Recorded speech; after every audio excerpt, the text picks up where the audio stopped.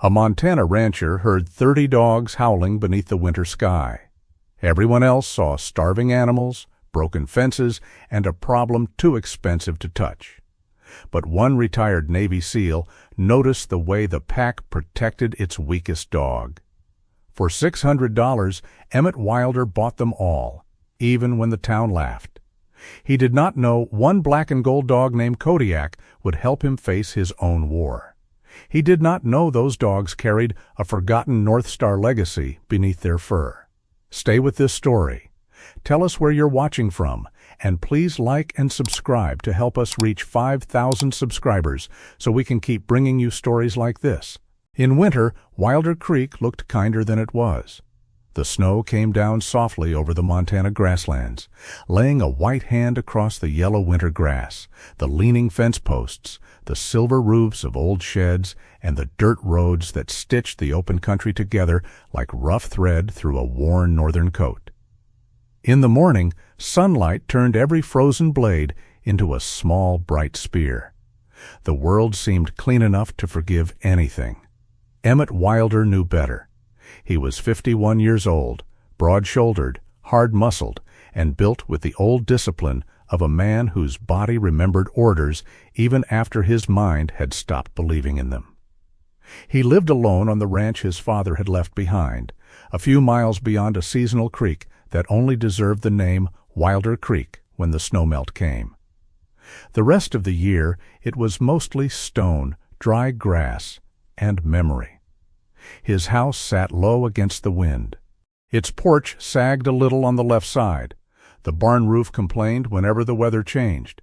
The fences, once his father's pride, leaned in long, tired lines across the property, as if the land itself had grown weary of holding shape. Emmett made his living repairing other people's fences. It suited him. Fences never asked where he had been. They never looked at the old tremor in his hands when a truck backfired near the road. They never asked why he slept in a chair some nights, boots on, shoulders angled toward the door. A fence was honest. It broke, rusted, sagged, snapped in a storm, and waited for someone patient enough to mend it. People were less simple. People wanted answers. They wanted stories. They wanted the kind of grief that could be folded neatly, labeled, and placed on a shelf where it would stop bothering everyone. Emmett had no such grief. His lived in his bones. A loose chain clanging against a gate could turn his breath shallow. A slammed door could make the kitchen vanish and leave him standing in dust and smoke that existed only inside his skull. Some nights he woke with his hands clenched so tight his knuckles ached, though there was nothing in them but cold air. So he kept to the ranch, to winter jobs, to barbed wire, cedar posts, fence pliers, and silence. On the morning of the auction, he did not go looking for trouble. Trouble, like weather and memories, had never needed his invitation. He drove his old pickup toward the bankrupt sled dog kennel because the notice in town had listed used barbed wire, old gate hinges, fence posts, water troughs, and a few lots of scrap lumber. That was all he meant to buy. A few things to patch the west pasture. Maybe a trough if the bidding stayed low. His combat shirt, olive drab through the body with worn camouflage sleeves, fit close across his chest and shoulders beneath a faded field jacket. Dark stripes of old fabric circled the upper arms where tactical patches had once been. His work pants were brown with reinforced knees, his boots scuffed by snow and frozen mud. At his belt hung his father's old fence stretcher, heavy and familiar, a tool with more memory in it than some families allowed into their homes. The kennel sat beyond town, on a flat stretch of land where the wind had nothing to slow it down. A county notice was stapled crookedly to the auction fence. The property had been ordered cleared after months of unpaid lease fees and repeated animal care violations. Everything had to be moved before sundown: sleds, harnesses, tools, feed bins, fencing, and the dogs. Especially the dogs. 30 of them. If no one took them that day, they would be transferred into the county's already overfilled animal control system. Everyone standing there understood what that meant without saying it too loudly. Large, mixed-working dogs. Thin. Unregistered. Expensive to feed. Hard to place. There were fates that did not need ugly words to cast a shadow. Emmett heard the dogs before he saw them. Not barking, not howling. Breathing. 30 bodies behind a temporary chain-link enclosure, their breaths rising pale in the cold. The sound was low and uneven, like a tired bellows under a blacksmith's hand. He paused near a pile of rusted fence rolls and looked toward the far end of the yard. At first he saw only bones under fur, ribs, hips, shoulders too sharp beneath winter coats that should have been thick and proud. Some dogs were gray and white, some tan, some black-backed, some with faces like old wolves and eyes like tired men. Their paws were large, their heads were lowered. Their bodies carried the shape of animals made for distance, labor, and snow. But they were not scrambling at the fence. They were not throwing themselves forward for attention or food. They were arranged in a circle. The stronger ones stood outside, thin flanks facing the wind, heads turned outward. Inside the ring lay an old female with gray-brown fur, trembling legs folded beneath her, and a face gone pale around the muzzle. Her coat was matted. Her body looked nearly spent. Yet her eyes held a strange, queenly patience, as if weakness had taken much from her, but had not dared take her dignity. Emmett did not yet know her name would be Briar. In front of her stood the male. He was large, though hunger had carved him down. A black saddle ran along his back, deep as wet coal, while his chest and legs held the gold-brown coloring of a German shepherd. His ears stood high. One of them had a small triangular tear near the tip.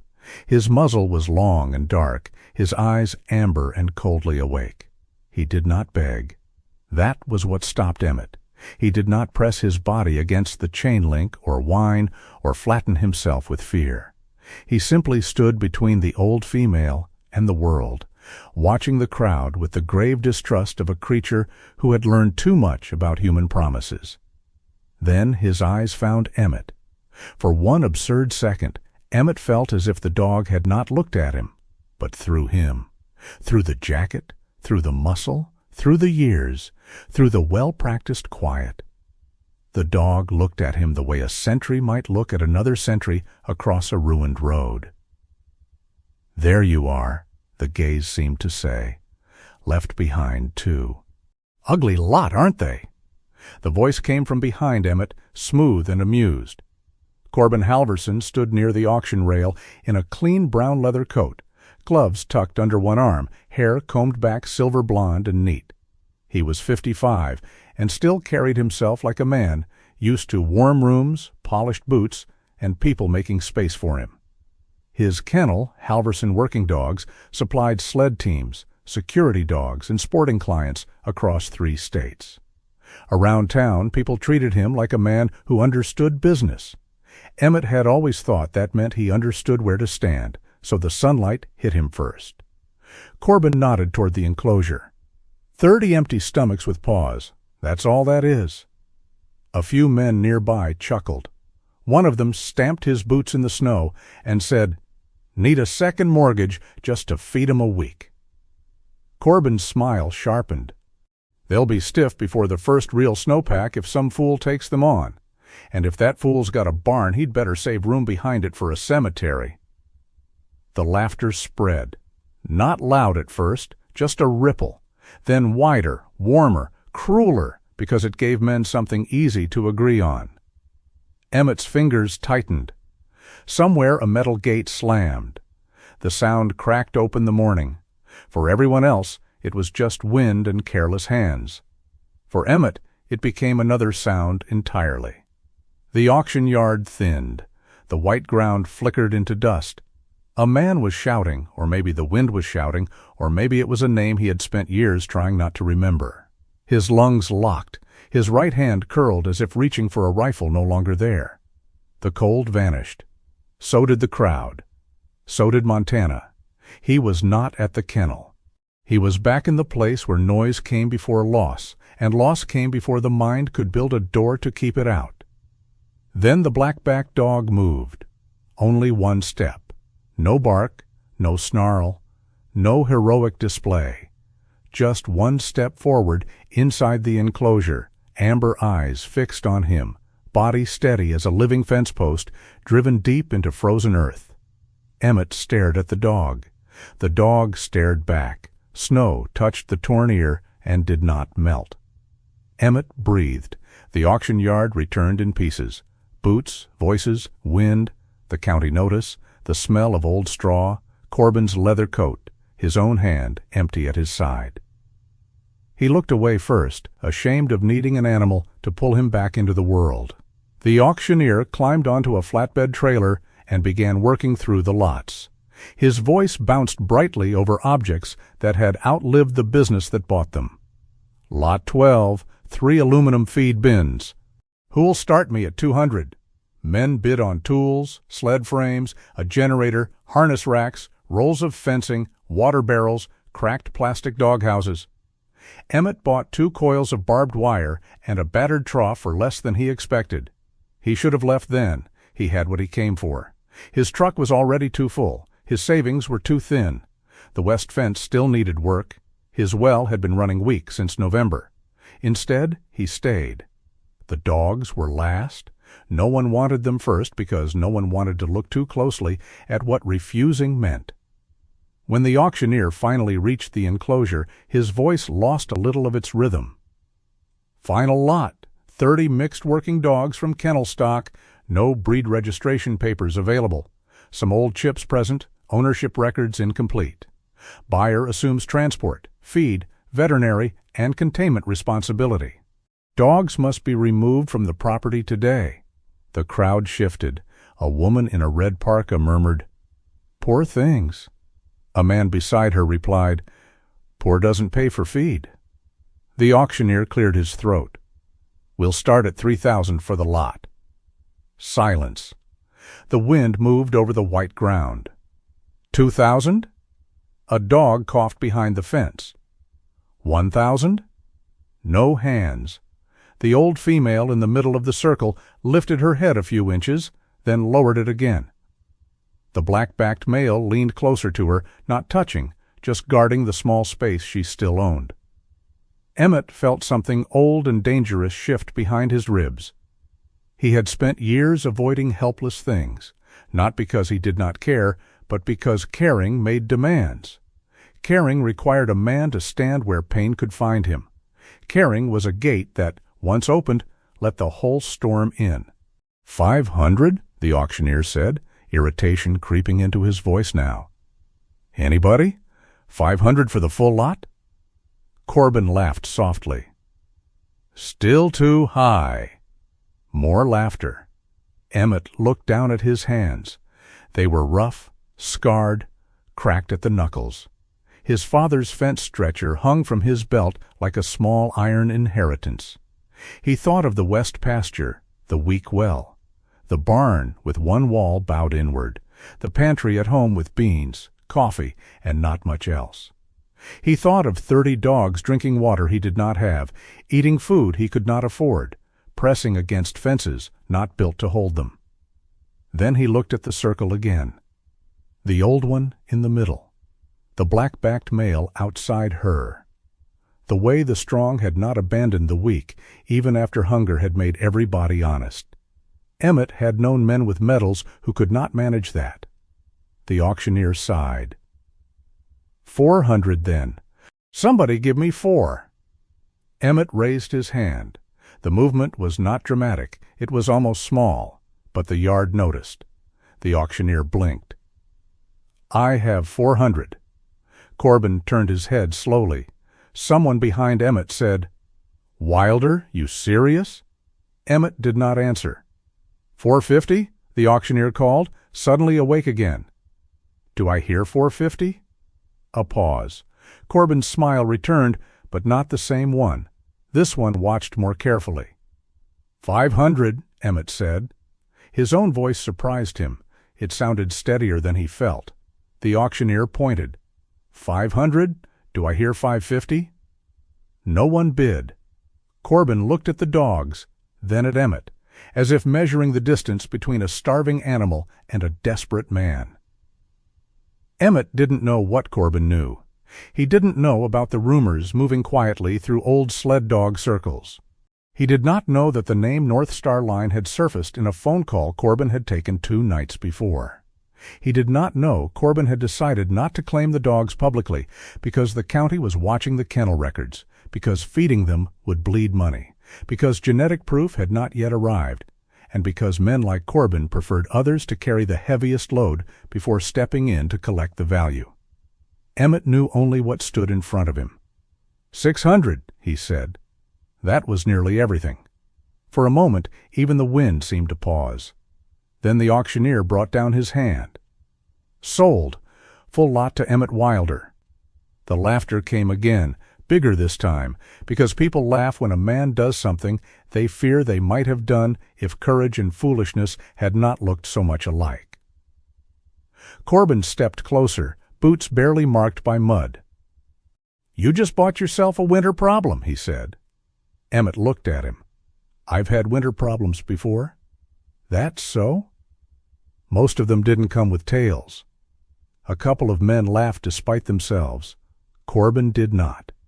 Behind the fence, the black-backed dog watched Emmett with that same unsettling stillness. Not gratitude, not trust, not yet. Only attention. By late afternoon, Emmett's truck looked like a traveling junkyard dragged from a snowbank. Barbed wire coils, the dented trough, scrapboards, lengths of rope, and 3 borrowed crates rattled in the bed. Moving 30 dogs in one trip was impossible. He signed papers with the county clerk, arranged frantic borrowed transport from a rancher who owed his father a favor, and made 3 slow trips between the failed kennel and Wilder Creek. The dogs did not make it easy, but they did not make it chaos either. That frightened him more. They moved with the wary order of animals who remembered commands even after the voices had vanished. The black-backed male came last on the first trip, refusing to enter until the old female was lifted carefully into the crate beside him. When a young tan dog panicked at the ramp, the male touched its shoulder with his muzzle, and the younger one stilled.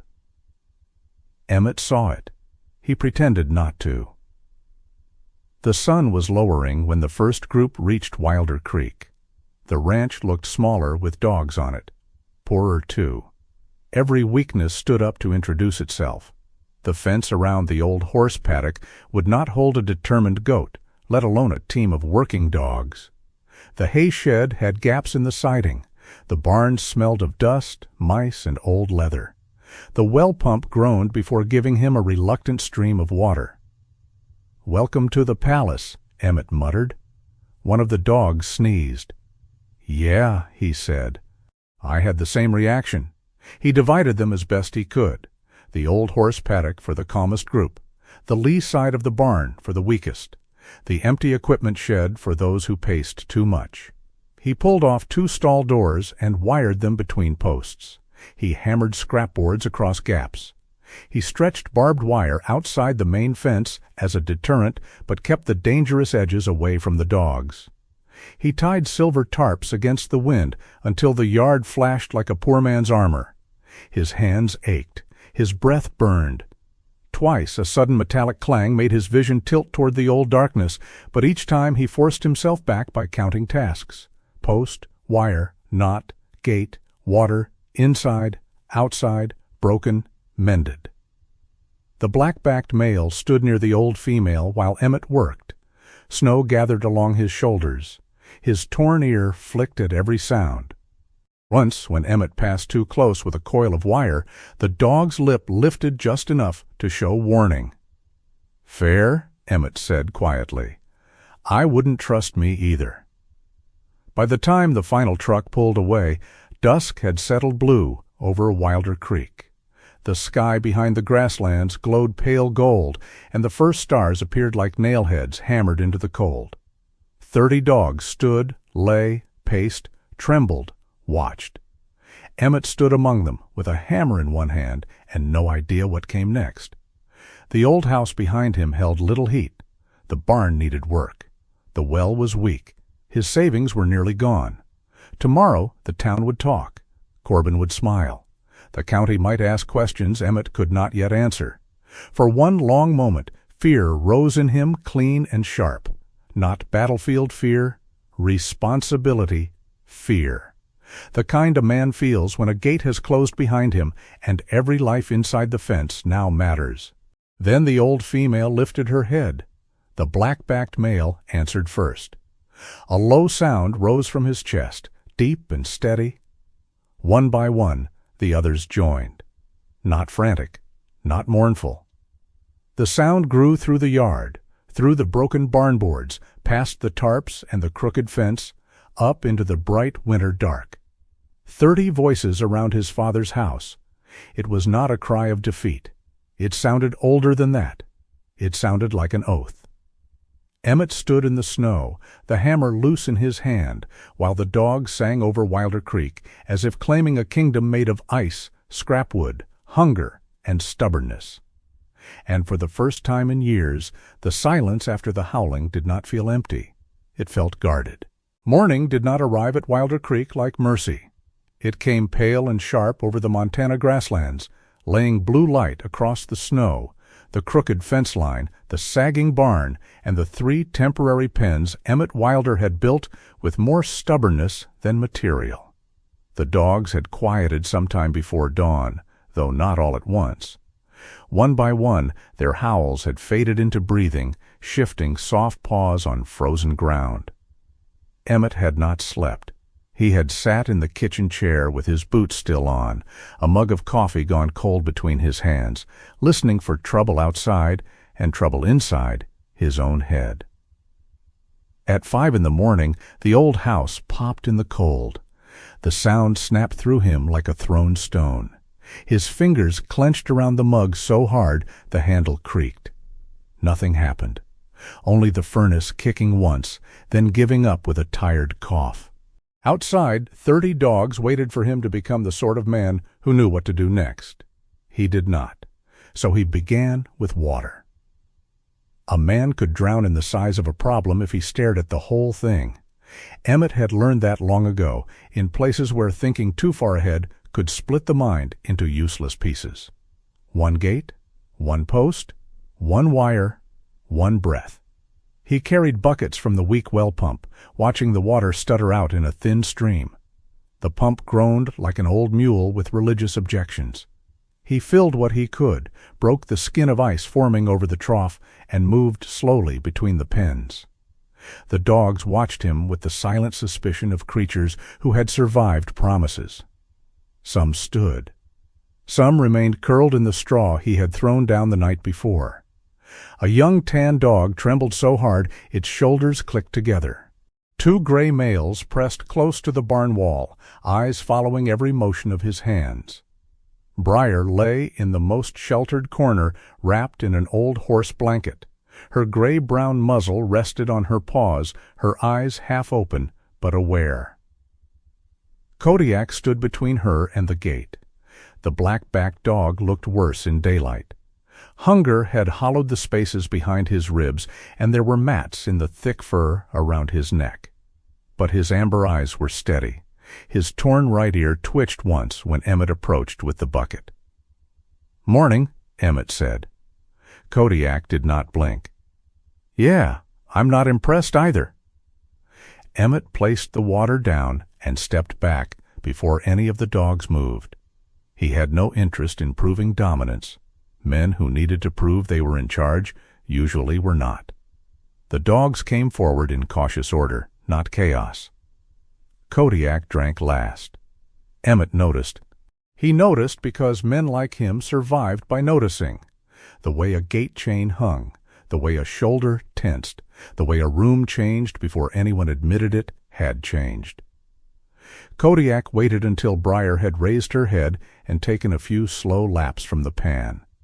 Only then did he lower his muzzle. By 7, Emmett had done enough guessing to know guessing would get dogs hurt.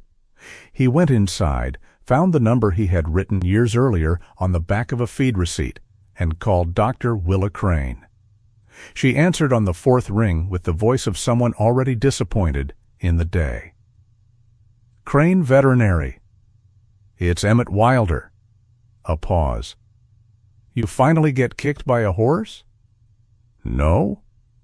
Then why are you calling before breakfast? I bought some dogs.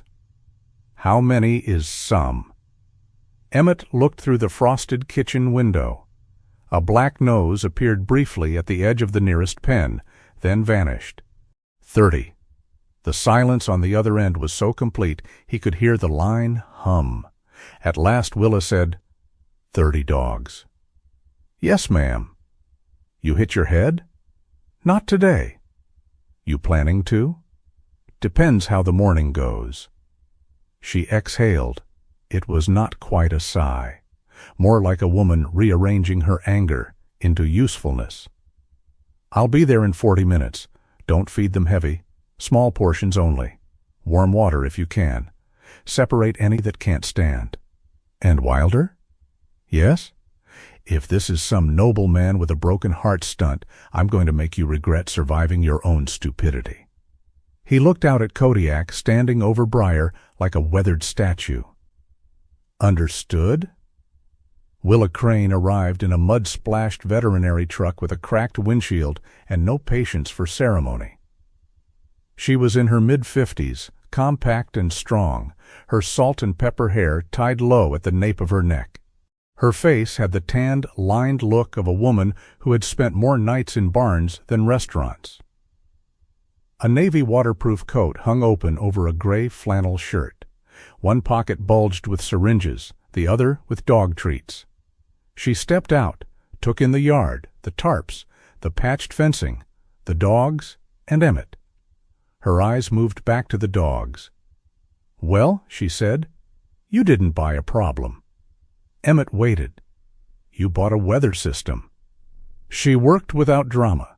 That was the first thing he respected about her.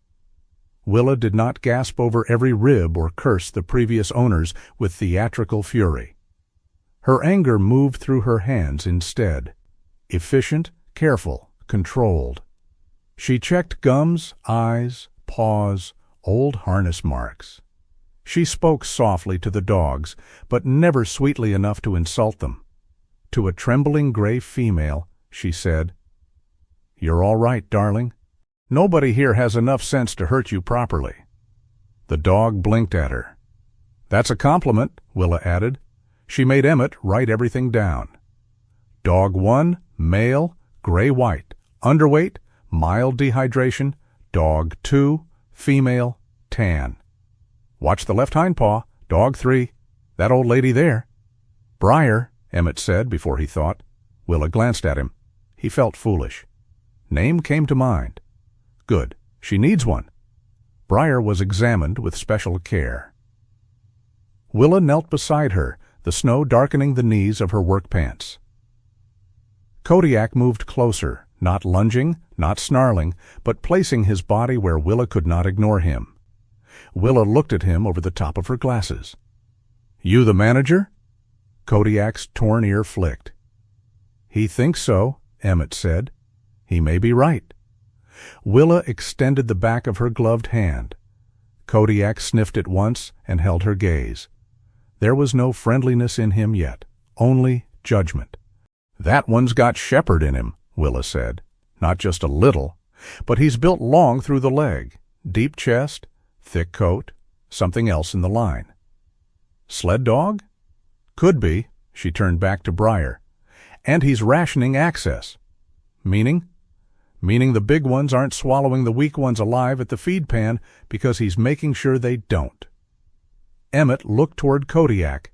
The dog stood still, black saddle shining dull beneath scattered snow. Not proud, not soft, simply responsible. Willa put Briar on the highest priority list. Warmth, water, small meals, monitoring. The others were divided into groups. The ones that could eat watered mash, the ones that needed slower feeding, the ones to watch for illness, the ones too anxious to crowd. It should have made the problem smaller. It made it more real.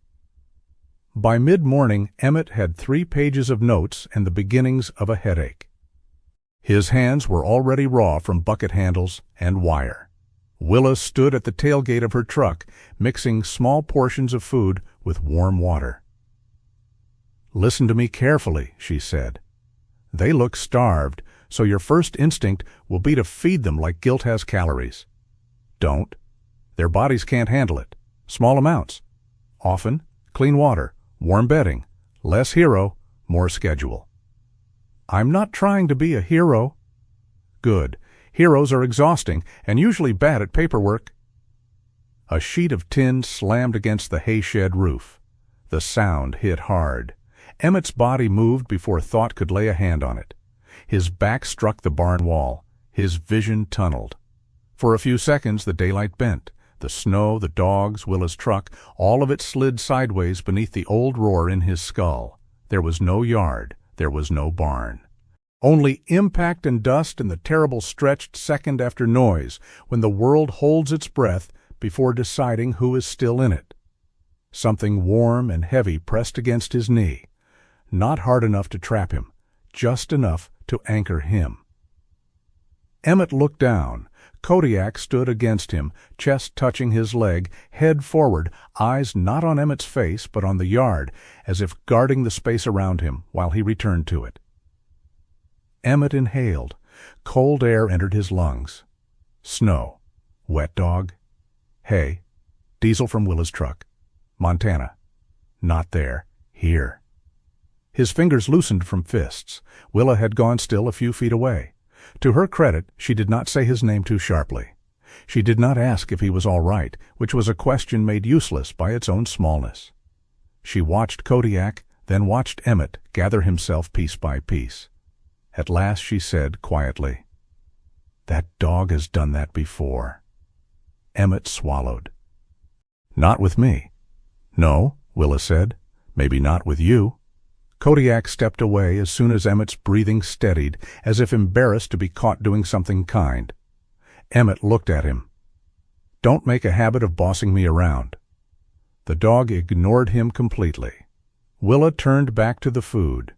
Her voice returned to its dry winter shape. "All right. Since your new foreman has the emotional intelligence of a retired therapist and the manners of a fence post, let's not disappoint him." By noon, the story had reached town. It came first in the form of a truck slowing on the road, then another, then a man pretending to check a mailbox that was not his. Emmett saw faces over steering wheels, saw mouths moving, saw curiosity clotting along the edge of the property. He hated it. Then a blue sedan turned into the drive and parked crookedly by the porch. Mabel Rowan stepped out carrying a covered pot in both hands, as if entering a war with soup. Mabel owned the small diner in town, the one with the blue awning and coffee strong enough to make a dead tractor reconsider. She was short, round-faced, red-cheeked from kitchen heat, with copper-brown hair going silver and tied in a messy knot. A plum-colored coat strained around the pot she carried. A mustard scarf flapped behind her like a banner for an army of one. "I don't like dogs that howl," she announced. Emmett stood by the fence with a bucket in hand. "Morning to you, too." "I don't like stubborn men, either." "That list getting long?" "It was long before you came home, Wilder." She marched toward the porch. "And I especially don't like stubborn men who collect howling dogs and forget lunch, because then decent women are forced into charity, and charity ruins the complexion." Willa lifted the lid on the pot as Mabel passed. "Chicken soup?" "For him, not the dogs. Don't look at me like that. I brought rice for them." She jerked her chin toward the back seat. Several large bags were stacked there. Emmett stared. "Mabel, no? I didn't ask. And yet here I am, heroically preventing you from speaking further." She pointed at the house. "Your bowl's clean?" Emmett hesitated. Mabel narrowed her eyes. Willa, without looking up, said, "I'd bet against it." Mabel disappeared into the house, muttering about bachelors, dust, and the spiritual decline of unwashed spoons. For a few minutes, Wilder Creek felt almost absurdly alive. Willa sorted medicine.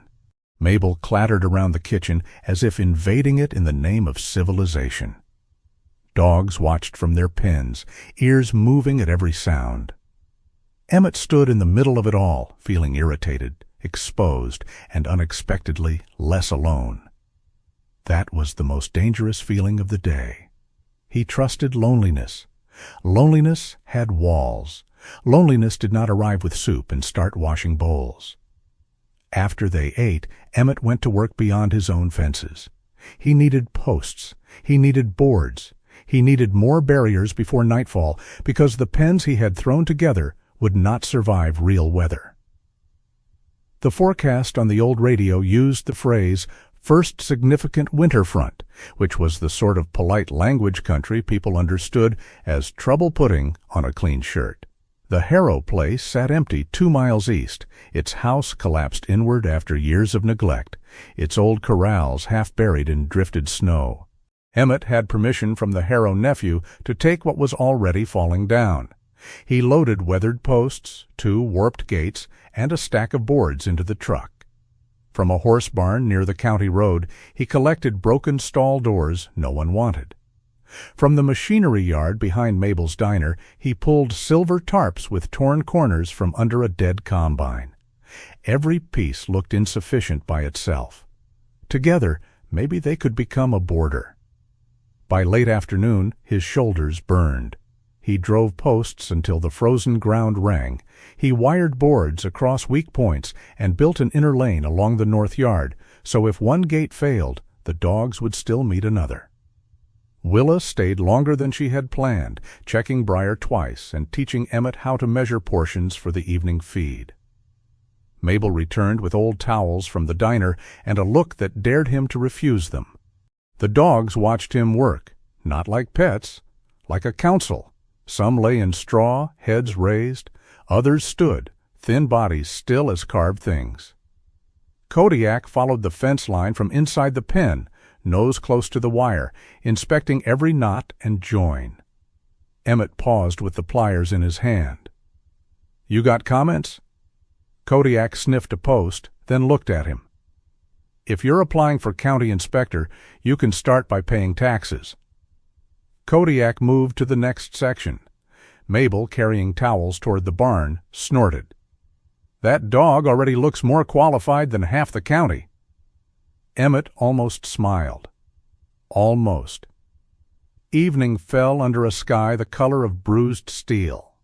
Willa finally packed her truck, leaving written instructions under a coffee mug so the wind would not steal them.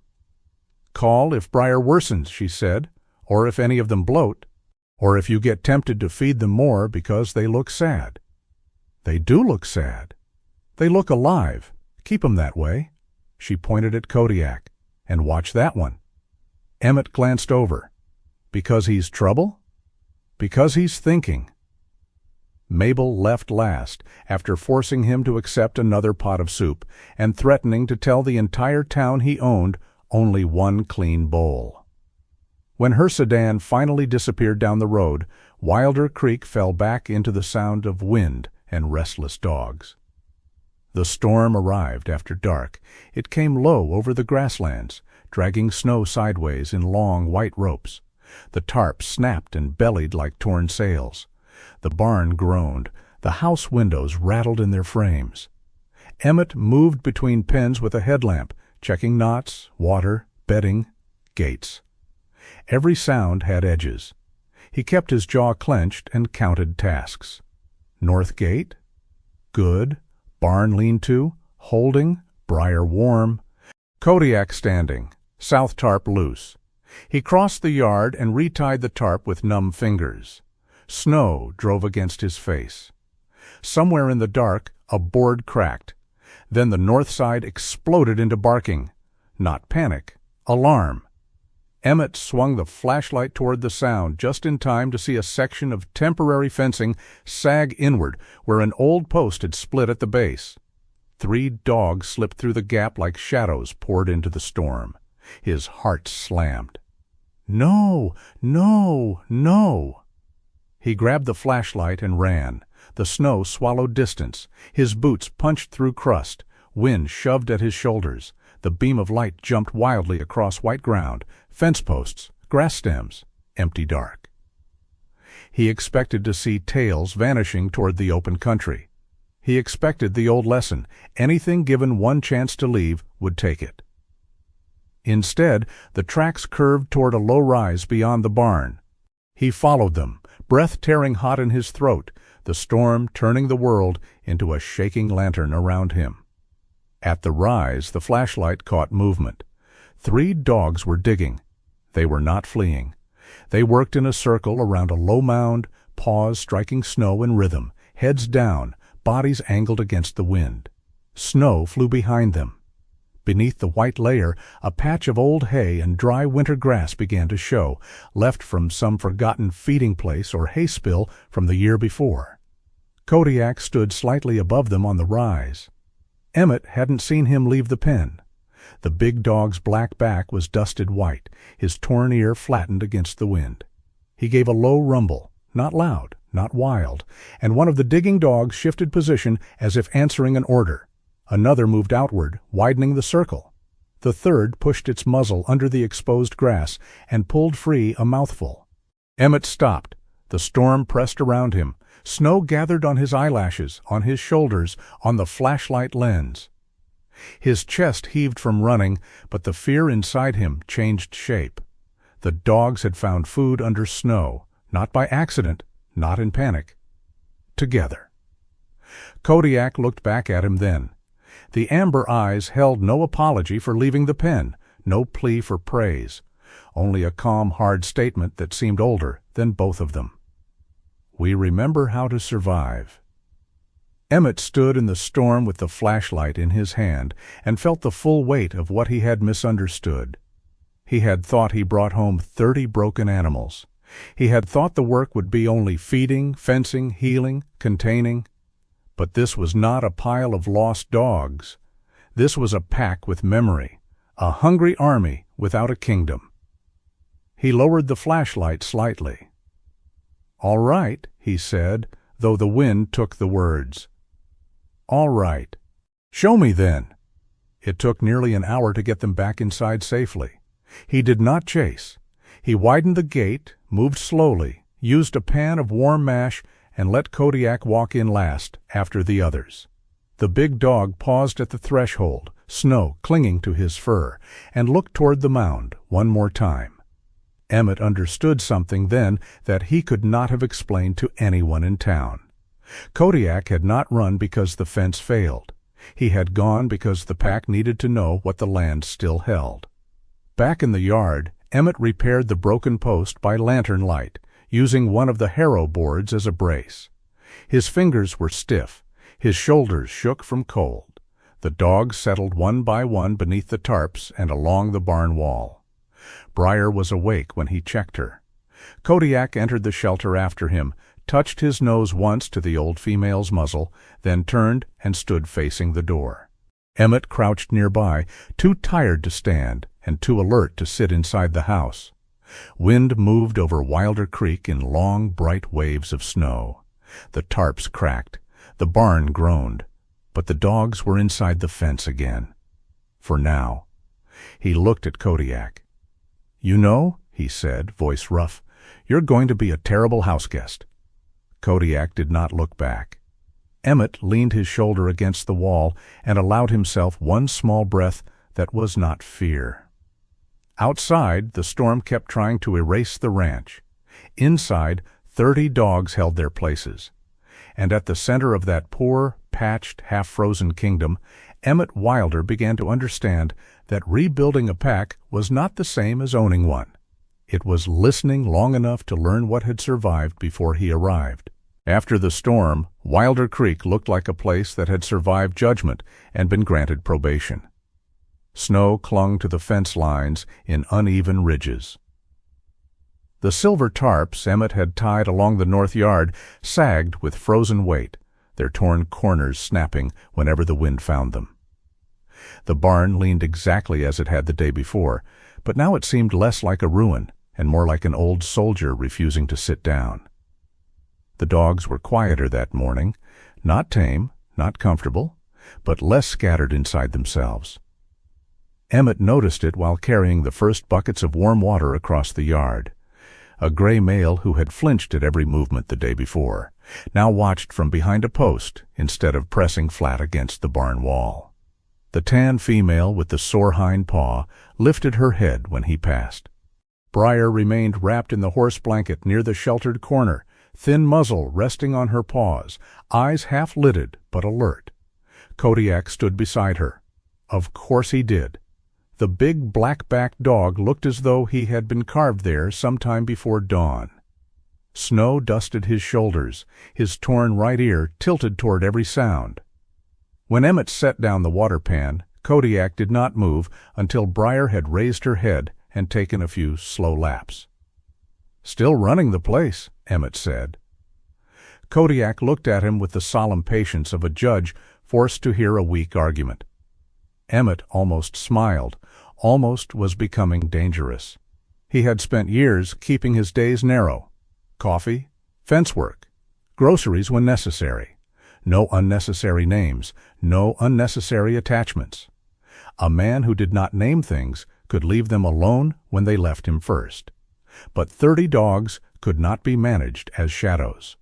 Willa had left instructions clear enough to shame a military checklist: feeding amounts, water schedule, warning signs, bedding rotation, separation notes. Emmett read them twice, then pulled an old spiral notebook from the kitchen drawer. It had belonged to his father. The cover was bent, stained with oil, and labeled in faded pencil, "West Line Posts, 1998. For a moment, Emmett held it without opening it.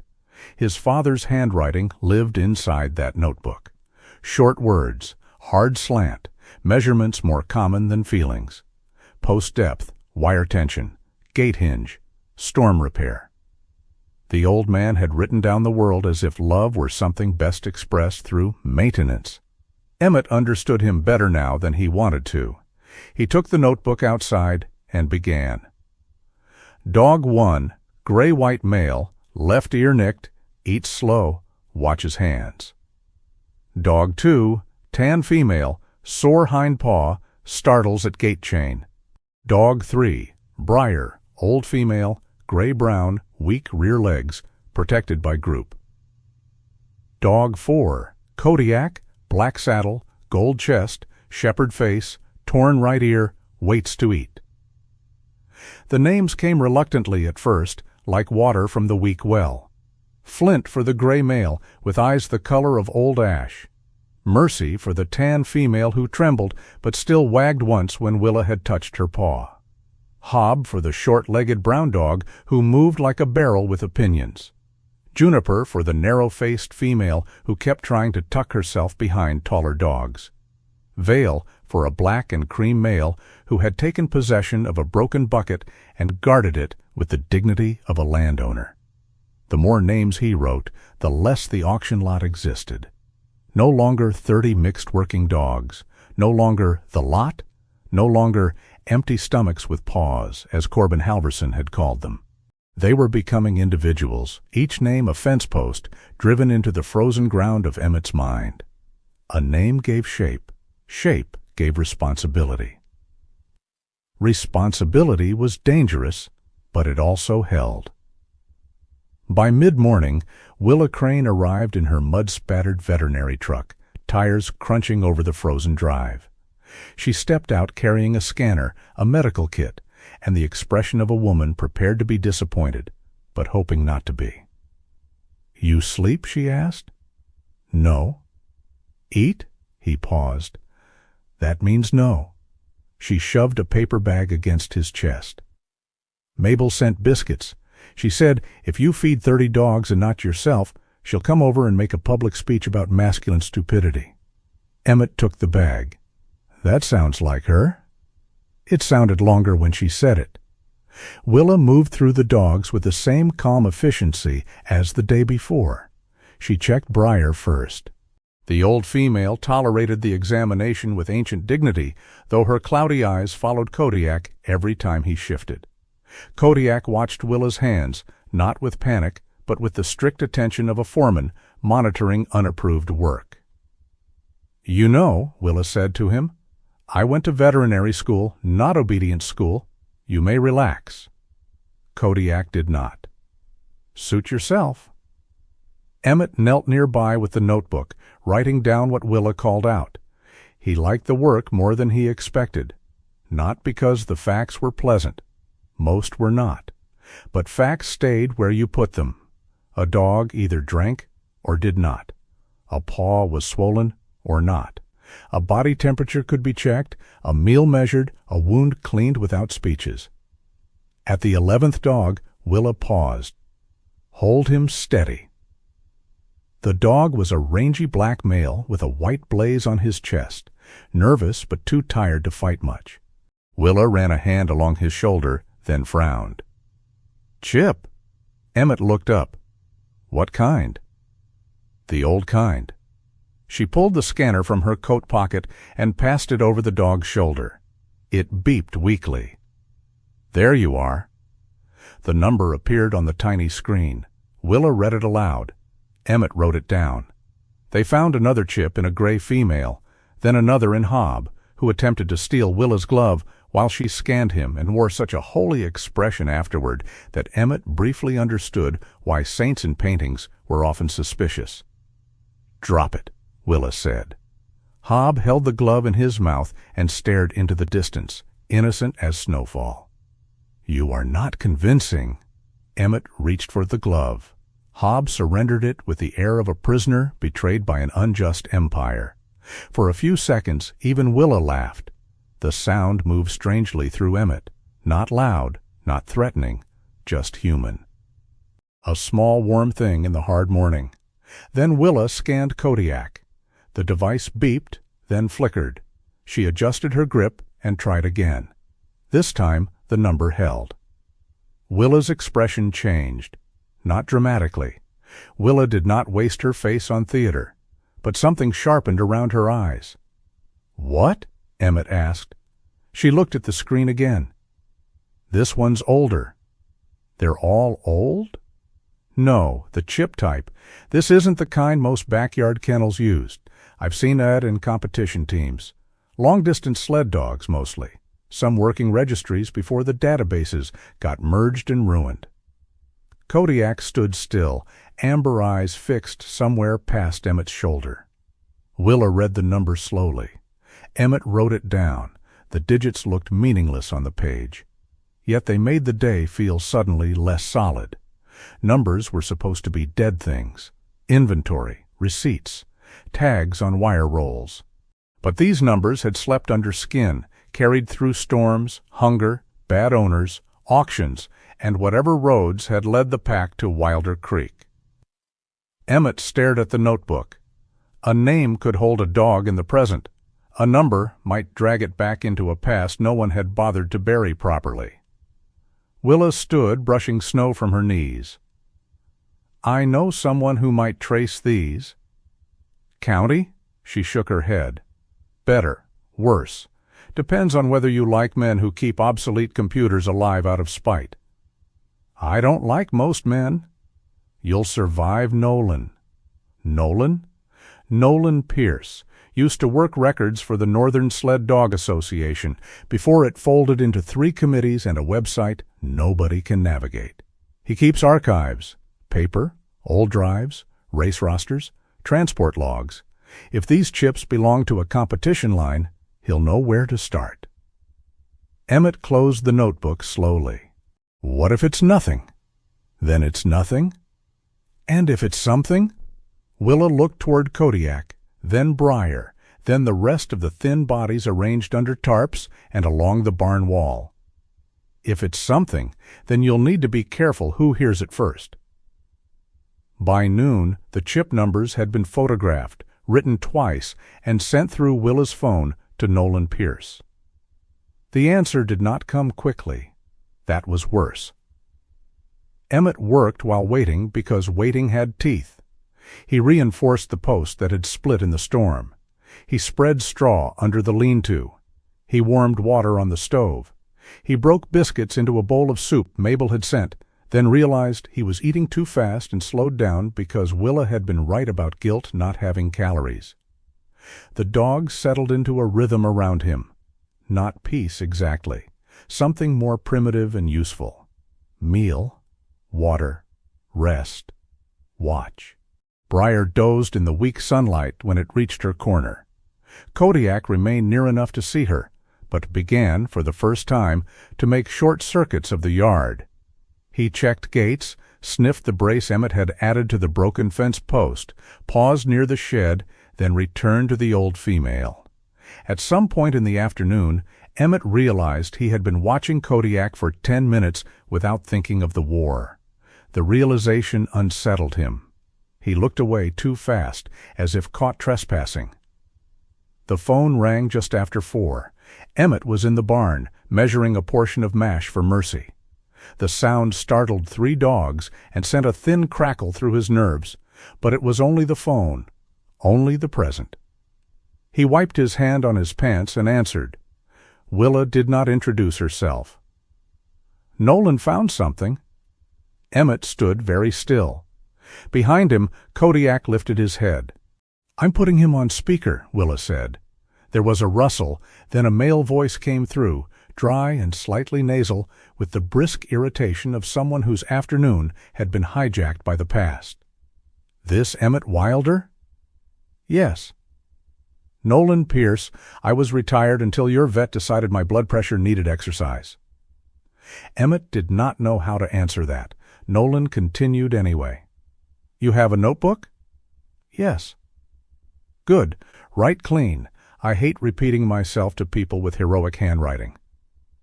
Emmett took out the old spiral notebook. Nolan gave him 3 chip numbers. Kodiak's was second. These numbers appear in an archived transport manifest from a kennel cooperative registered under the Northstar line program. Emmett looked through the barn opening at the yard, where snow had begun to glow pink under the lowering sun. "Northstar," he repeated. "You know the name?" "No." A soft snort came through the speaker. "Most people don't anymore. They remember the medals and forget the mess." Northstar was a long-distance sled dog breeding program. Montana, Alberta, Yukon partnerships at different times. Not a breed, understand? A line. Built for endurance, trail memory, storm discipline, pack structure. They had dogs that could hold formation in weather that made men religious. Emmett wrote the words down, though he did not know why. Not a breed, a line, endurance, trail memory, storm discipline. Nolan's voice lost some of its irritation. They were famous for a while, then came money problems, ownership fights, bad transfers. Some dogs placed well, some vanished into private kennels, some got sold under different names. Records scattered when the original program collapsed. People started telling stories because stories are easier than documents. Willa's voice cut in. "Nolan?" "I'm getting there," he said. "The chips don't prove everything, but they prove your dogs are not random auction leftovers. At least some of them pass through Northstar hands." Kodiak's number is especially interesting. Emmett's grip tightened around the phone. Why? That chip was assigned to a male pup from one of the last recorded working crosses. Shepherd-influenced line on the dam side, according to an old note. Could explain the look if it's the same dog or a close rechip case. I'd need photos, better records, maybe DNA if anyone wants to spend money nobody has. Emmett looked at Kodiak. The dog stood beside Briar, black back outlined by dusk, torn ear pointed toward the barn as if listening. "He doesn't care," Emmett said. Nolan went quiet. "What?" "The dog. He doesn't care what line he came from." "No," Nolan said after a moment. "Dogs rarely suffer from human vanity. It's one of their better qualities." Emmett did not feel wonder. He felt the first cold edge of fear. At the auction, the dogs had been worthless enough to laugh at. Worthless was cruel, but it had a kind of cover. People walked away from what they believed had no value. But value drew hands. Value brought men with paperwork, polished boots, legal words, and smiles that did not reach the eyes. If the dogs were nothing, they could be ignored. If they were Northstar, they could be claimed. He thought of Corbin Halverson watching him after the sale, measuring him not like a fool, but like a tool someone else might use before taking it away. "Nolan," Emmett said, "who else would know about this?" Another pause. Anyone who kept old records, anyone who heard rumors, anyone with reason to care about rare working lines. Such as commercial kennels? Yes, Nolan said carefully. Such as that. The call ended with Nolan asking for photographs of several dogs, especially Kodiak and Briar. Emmett sent what he could through Willa, then stood in the barn until the cold reached through his boots. Willa watched him from beside the truck. "You all right?" He gave her the look that question deserved. She accepted it. Fair. Out in the yard, Hob had stolen Willa's glove again and placed it beside Briar like tribute. Willa sighed. "That dog is going to find religion in my pocket." Emmett bent, picked up the glove, and looked at Briar. The old female had lifted her head. In the faded light, the white streak along her muzzle shone like a narrow path of snow. Kodiak touched his nose once to her cheek, then stepped aside so she could reach the water pan. A memory returned to Emmett, not of battle, but of childhood. His father mending a fence in late March, one post rotted clean through at the base. Emmett had been 14, angry at everything, eager to leave the ranch and become someone harder to miss. He had asked why they bothered fixing old posts when new ones stood straighter. His father had said, "Old doesn't mean useless. Sometimes it just means it knows where the line goes." Emmett had not understood then. He looked at Briar now, and did. Later, Nolan called again after receiving the photos. This time his voice had less humor in it. "That old female," he said. "Briar, you called her?" "Yes." "She has wheel dog structure?" "Meaning?"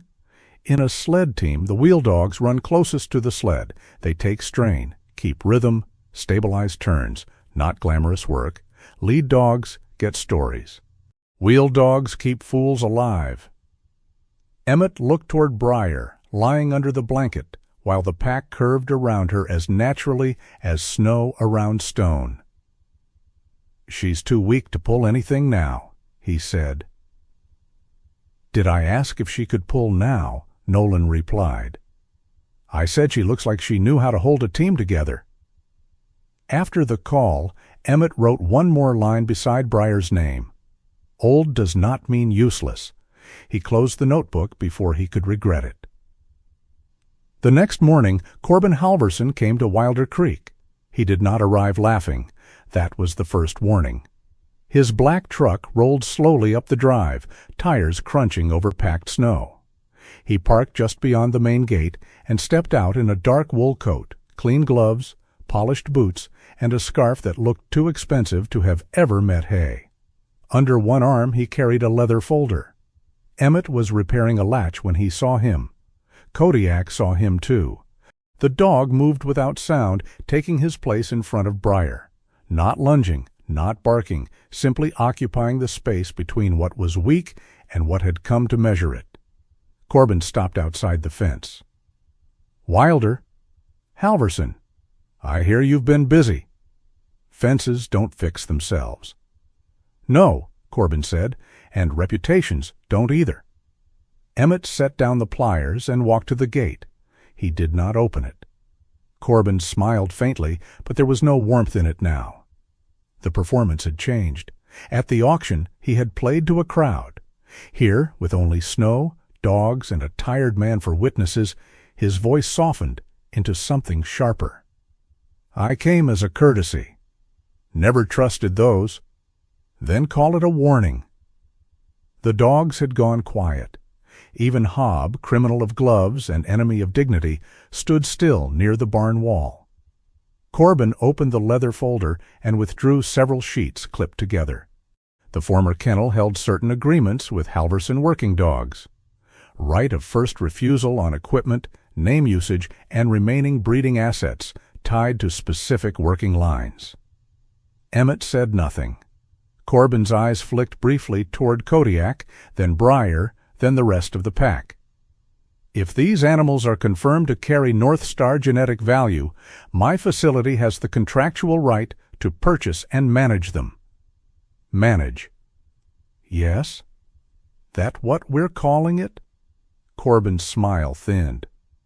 You're a fence repairman with a weak well, temporary containment, no staff, and 30 recovering dogs. I operate licensed facilities. You laughed at them 2 days ago. I laughed at a poor investment without confirmation. Emmett felt something cold move through him that had nothing to do with weather. Corbin continued, voice calm as snow falling on a blade. You took on responsibility you're not equipped to carry. That may feel noble, but noble doesn't feed animals through February. Kodiak's head lowered. Emmett noticed and placed one hand lightly on the top rail of the gate, not to hold the dog back, to hold himself still. Corbin tapped the papers with one gloved finger. I don't want this ugly. If Northstar is real, you'll have options. You can cooperate, be compensated, perhaps even keep 1 or 2 under placement terms. Behind Emmett, Briar shifted under her blanket. Kodiak stepped half a pace sideways, blocking Corbin's view of her. The movement was small. It said enough. Corbin saw it. For the first time, something like impatience crossed his face. They're genetic assets, Wilder. Rare ones, potentially. Sentiment won't protect them. Emmett looked from the papers to Kodiak, then to Briar, then to the thin dogs watching from under torn tarps and patched boards. Genetic assets. There it was. A chain made not of iron, but ink, the kind that did not rattle before it tightened. I'll have someone look at your papers, Emmett said. Corbin gave a soft laugh. Of course, you do that. He slid the documents back into the folder. As he turned toward his truck, Kodiak finally made a sound. Not a bark. A low, steady rumble from deep in his chest. Corbin paused, but did not look back. Emmett did. Kodiak stood in front of Briar, torn ears sharp against the winter light, amber eyes fixed on the departing man. He looked neither frightened nor angry in any simple way. He looked as if he had recognized a different kind of sled, one pulled by signatures, greed, and men who smiled while fastening harnesses on the unwilling. Emmett rested his hand on the gate rail. The dogs had numbers under their skin, names in his notebook, a past rising from dead records, and now papers coming for them. The wind moved over Wilder Creek, bright and cold, carrying away the sound of Corbin's engine. Emmett opened the notebook to Kodiak's page. Beside the chip number, beneath the name, he wrote one more line, not property. Then he closed the book and stood with the pack until the road was empty. By the end of the week, the town had learned how to talk about Emmett Wilder without saying his name too loudly. At Mabel Rowan's diner, men leaned over coffee and spoke in pieces. 30 dogs. Out at the old Wilder place. County ought to check. Halverson says there's papers. Wilder always was a quiet one. Quiet in a small Montana town could mean anything from decent to dangerous, depending on who poured the coffee and who needed the story to lean a certain way. The town did not turn against Emmett all at once. It did not turn toward him all at once either. People rarely moved that cleanly. They stood, instead, in invisible groups along an invisible fence. Some remembered his father. Old Mrs. Delaney remembered Emmett's father fixing her north pasture after a spring flood and refusing half the pay because water already did enough damage. Hank Voss, who raised cattle with a back that no longer trusted him, remembered the elder Wilder rebuilding a gate in freezing rain without complaint. A few people left feed sacks near Mabel's diner after dark and told her not to mention it. Others stayed careful. They did not dislike Emmett. They simply did not want to stand where trouble might splash onto their boots. 30 recovering dogs meant inspections, bills, noise, liability, and county attention. Most folks could admire courage from a warm truck cab as long as they were not asked to unload it. Then there were those who looked toward Corbin Halverson. Corbin had employees. Corbin bought feed in bulk. Corbin sponsored the winter fair and donated glossy gift baskets to charity auctions. He shook hands firmly, remembered names, and knew how to make a man feel practical for doing what served Corbin best. He did not need to threaten anyone. He placed large orders at the 2 nearest feed suppliers before Emmett could scrape together enough cash. High-protein dog feed, powdered supplements, deworming products, transport slots, straw bales with delivery included. All legally purchased, all politely invoiced, all just enough to leave Emmett driving farther, paying more, and losing daylight he did not have. By Thursday, the clerk at the first feed store would not meet Emmett's eyes. "Sorry, Wilder. Halverson's got most of the performance feed spoken for through the month." "I don't need most." "I know." The man looked genuinely uncomfortable. That made it worse. At the second store, 23 miles away, a younger clerk whispered that a delivery could be arranged next week, maybe, if the route opened.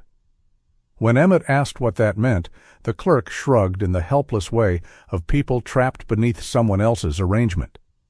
Outside, snow shone bright across the parking lot. Emmett stood beside his truck, with one hand on the tailgate and the other curled around a receipt he could barely afford. For a moment he thought of Corbin's words at the fence. A weak well, temporary containment, no staff, 30 recovering dogs. A man could be insulted by a lie. A half-truth was harder. It followed him home and sat at the table. Emmett did what he knew how to do. He worked. He repaired Mrs. Delaney's south line in exchange for 2 sacks of rice, a box of pumpkin, and 3 horse blankets that smelled like cedar and old hay. He rebuilt Hank Voss's gate for straw and a half-tank of diesel. He pulled wire through snow at the abandoned Harrow place and took warped lumber as payment. Each job left his shoulders stiffer and his hands more split at the knuckles. He wore the same olive combat shirt under his field jacket until the sleeves smelled of metal, cold, and dog mash. The camouflage arms were frayed near the elbows. The dark bands around his biceps had faded from old use, but they still made strangers glance twice, as if expecting a uniform story he refused to tell. Every evening he came back to Wilder Creek with his truck bed full of things that were not enough by themselves.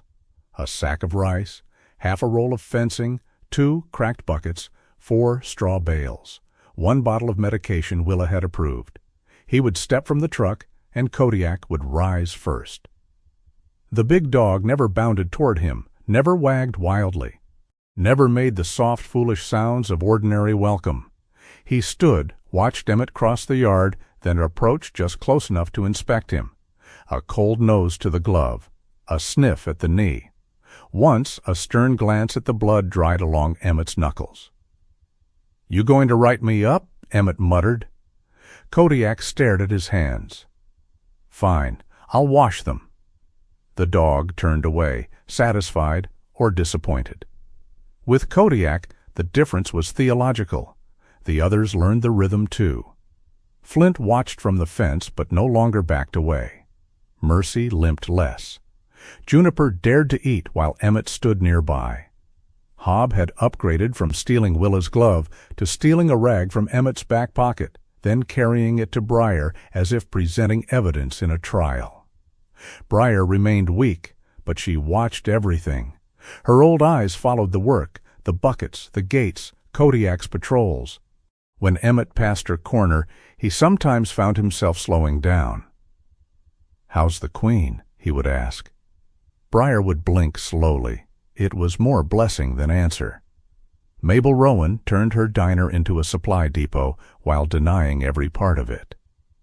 "This is not charity," she told Emmett on Friday afternoon, blocking the back door with her round body and a ladle in one hand. "Charity makes men proud and women tired. This is ethical inventory management." Behind her, stacked beneath the prep table, were bags of rice, cans of plain pumpkin, towels, a bucket of unsalted broth, and a box labeled, "Dog Things. Do not feed Emmett." He looked at the box. Mabel said, That note is for the staff. Last time Pete tried to help, he gave you liver treats with your coffee." "Pete did what?" "Don't worry, you didn't notice." "That's concerning." "You were a Navy SEAL. I assumed your training covered worse." Willa Crane, seated at the end of the counter with a notebook and half a sandwich, did not look up. The liver treats were nutritionally better than what he was eating. Emmett took the supplies because Mabel had learned the secret to helping him. Never frame it as kindness. Make it practical. Make it mildly insulting. Let his pride survive by pretending it had negotiated. Outside the diner, he saw two men stop talking when he stepped onto the sidewalk. He did not need to hear the words. Unstable. Too many dogs. Nightmares. County should look. The old heat rose under his ribs, not anger exactly, but exposure. He could handle dislike. Dislike had a shape. Pity and suspicion were fog. They got inside clothing. When he returned to Wilder Creek, Nolan Pierce was waiting by the gate with a cardboard file box under one arm and a thermos tucked under the other. Nolan was thinner in person than he sounded over the phone, tall and narrow, with a bad knee that made him lean slightly left, as if the wind had argued with him for many years and won only part of the debate. His white hair stuck up under a wool cap. His glasses had slid halfway down his nose, where they seemed to live permanently. "Your road is terrible," Nolan said by way of greeting. "It's a ranch road." "It has ambitions of becoming a lawsuit." Emmett opened the gate. "You always complain before helping?" "Only when I intend to be useful." Nolan stepped into the yard and stopped. The dogs noticed him before he finished taking his second breath. Kodiak moved to the front, not threatening, but present.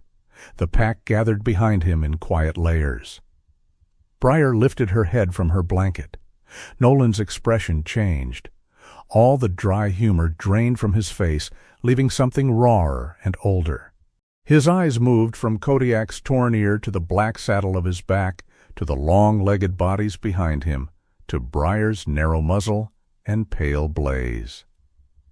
"Well?" he said softly. Emmett waited. Nolan swallowed. "I've seen that posture in photographs." "Northstar?" "Some of them, not all. Don't go carving it on a sign yet." His voice tried to sharpen again, but did not fully manage it. "But yes, there are ghosts standing in your yard, Wilder. Hungry ones." He brought the file box into the barn, where Willa joined them after finishing at another farm. Inside were copied transport logs, old race rosters, blurred photographs, printed emails from defunct accounts, and handwritten notes Nolan had no legal right to love as much as he did. They spread the papers across Emmett's workbench. Numbers appeared again. Chip codes, kennel codes, partial litter records, locations crossed out and rewritten. Northstar was not a shining legend. It was a weathered trail with missing mile markers. But several of the dogs at Wilder Creek were no longer floating nameless in the world. The past had begun placing faint hands on their shoulders. Then Ruthie Bell arrived. Mabel had sent her, though Mabel later insisted she had merely mentioned a legal inconvenience to the correct elderly weapon. Ruthie was small enough that Emmett almost underestimated her before she reached the barn door.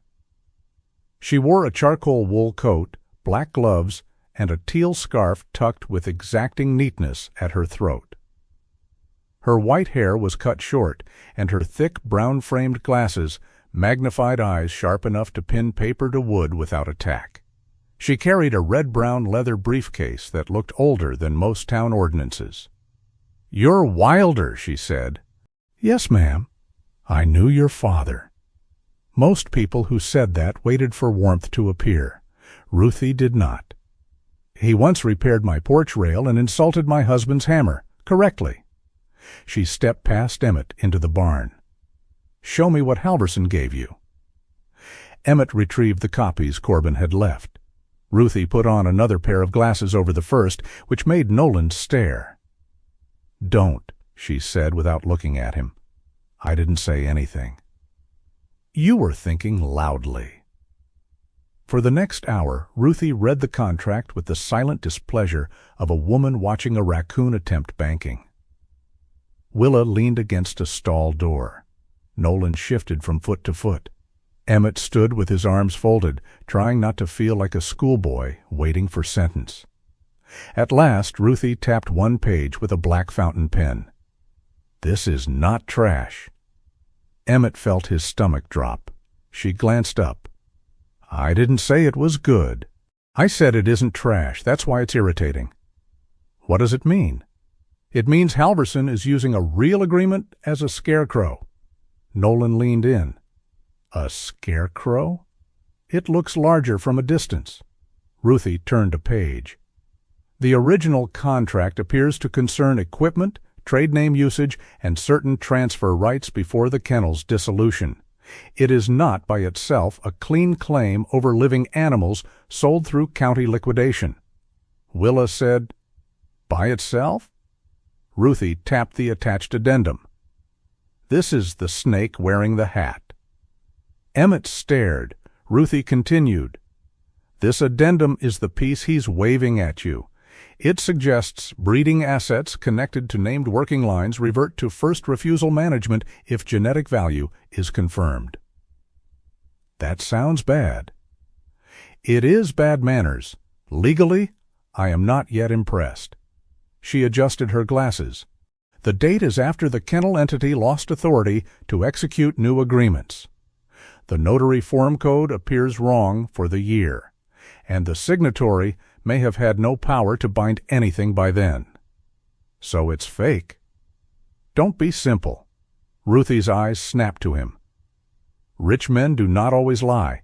Often they tell half a truth in a voice expensive enough to make poor men afraid to ask for the other half. The barn went quiet.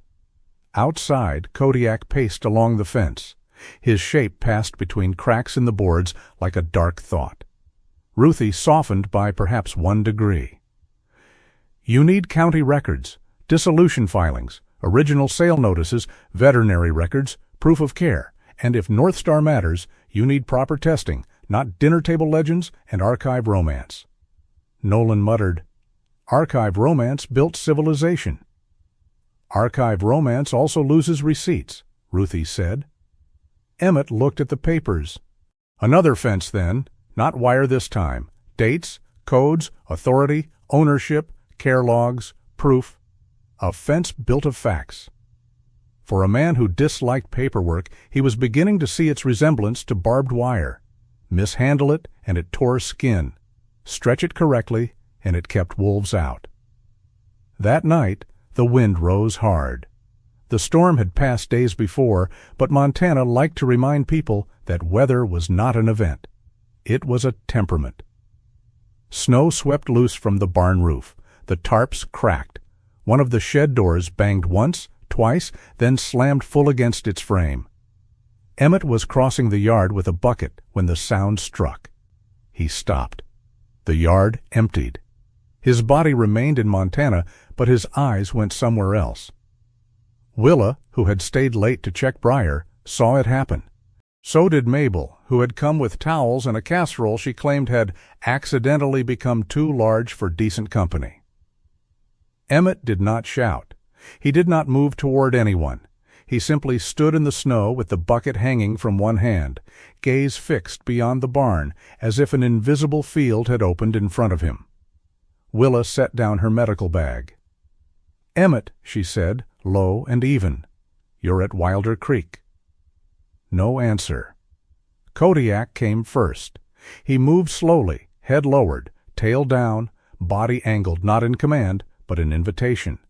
He stopped at Emmett's side and leaned against his leg. Not hard, not dramatically. Just enough. Willa continued, voice calm. Snow under your boots, bucket in your right hand, dogs in the yard. You are not there. Mabel stood frozen near the porch, her face stripped of humor. A truck rolled into the drive then, headlights dimmed. An older man stepped out, moving with the quiet care of someone who knew noise could be a trespass. He wore a gray parka and black knit cap, his beard trimmed close and silver. His eyes took in the yard once, then came to rest on Emmett without alarm. Willa looked over. "Hal?" she said. The man nodded.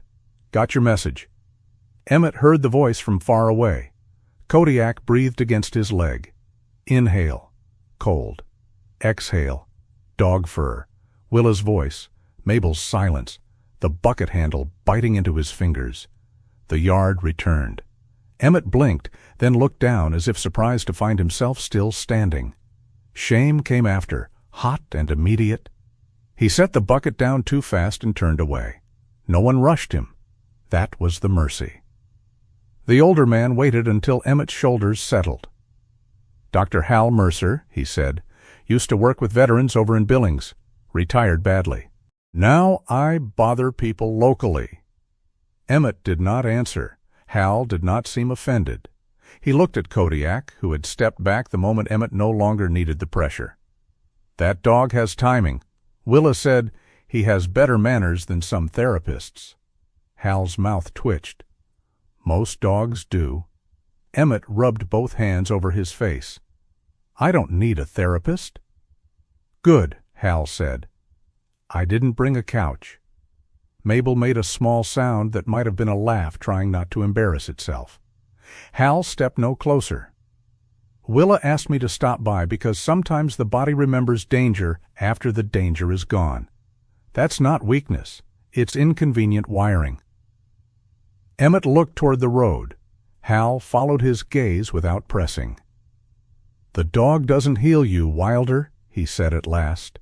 "He just reminds your body that the war isn't in this yard." The words did not strike loudly. They settled, like snow on a roof that had not yet decided whether to hold. Emmett hated how much he wanted them to be true. Later, after Mabel left food on the porch and Willa checked Briar one final time, Hal stayed by the gate with Emmett for a few minutes. They did not talk about the past. They talked about gates that opened too fast, sleeping with a light on, and how coffee after midnight was not a personality trait, no matter how many ranchers claimed otherwise. Kodiak sat between Emmett and the yard, not looking at either man. When Hal finally left, he handed Emmett a small black card. "No speeches," Hal said. "Just a number. Use it if the room stops being a room." Emmett took it. He did not say thank you. Hal seemed to understand that too. The next morning, Nolan called before breakfast, which Emmett considered a character flaw until he heard the man's voice. "I found more." Emmett stood in the kitchen, notebook open, pencil ready. 3 additional chip numbers match late Northstar litter transfers, Nolan said. "Last 2 years before the original program collapsed. Records are incomplete, but the pattern is real." Emmett looked through the window. In the yard, Kodiak stood beside Briar while the younger dogs ate in their measured turns. The sun touched the snow and made the whole poor ranch shine as if the world had not yet made up its mind about them. "What do we need?" Emmett asked. Nolan exhaled. "More than memories, more than photos. If Halverson pushes, you'll need DNA testing, county dissolution records, the liquidation sale documents, Willa's care logs, and probably an official inspection before he can paint you as some reckless man hoarding valuable dogs in a patched-up barn." Emmett looked at his father's old notebook on the table. Names, weights, meals, chip numbers. Briar.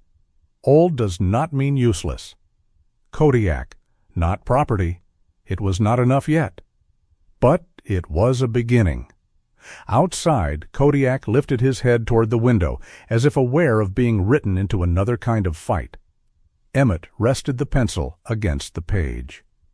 The first days had been about water, straw, and keeping the dogs inside the fence. Now the fence had moved. It stood somewhere between truth and rumor, between care and ownership, between a man with cracked hands and another with polished papers.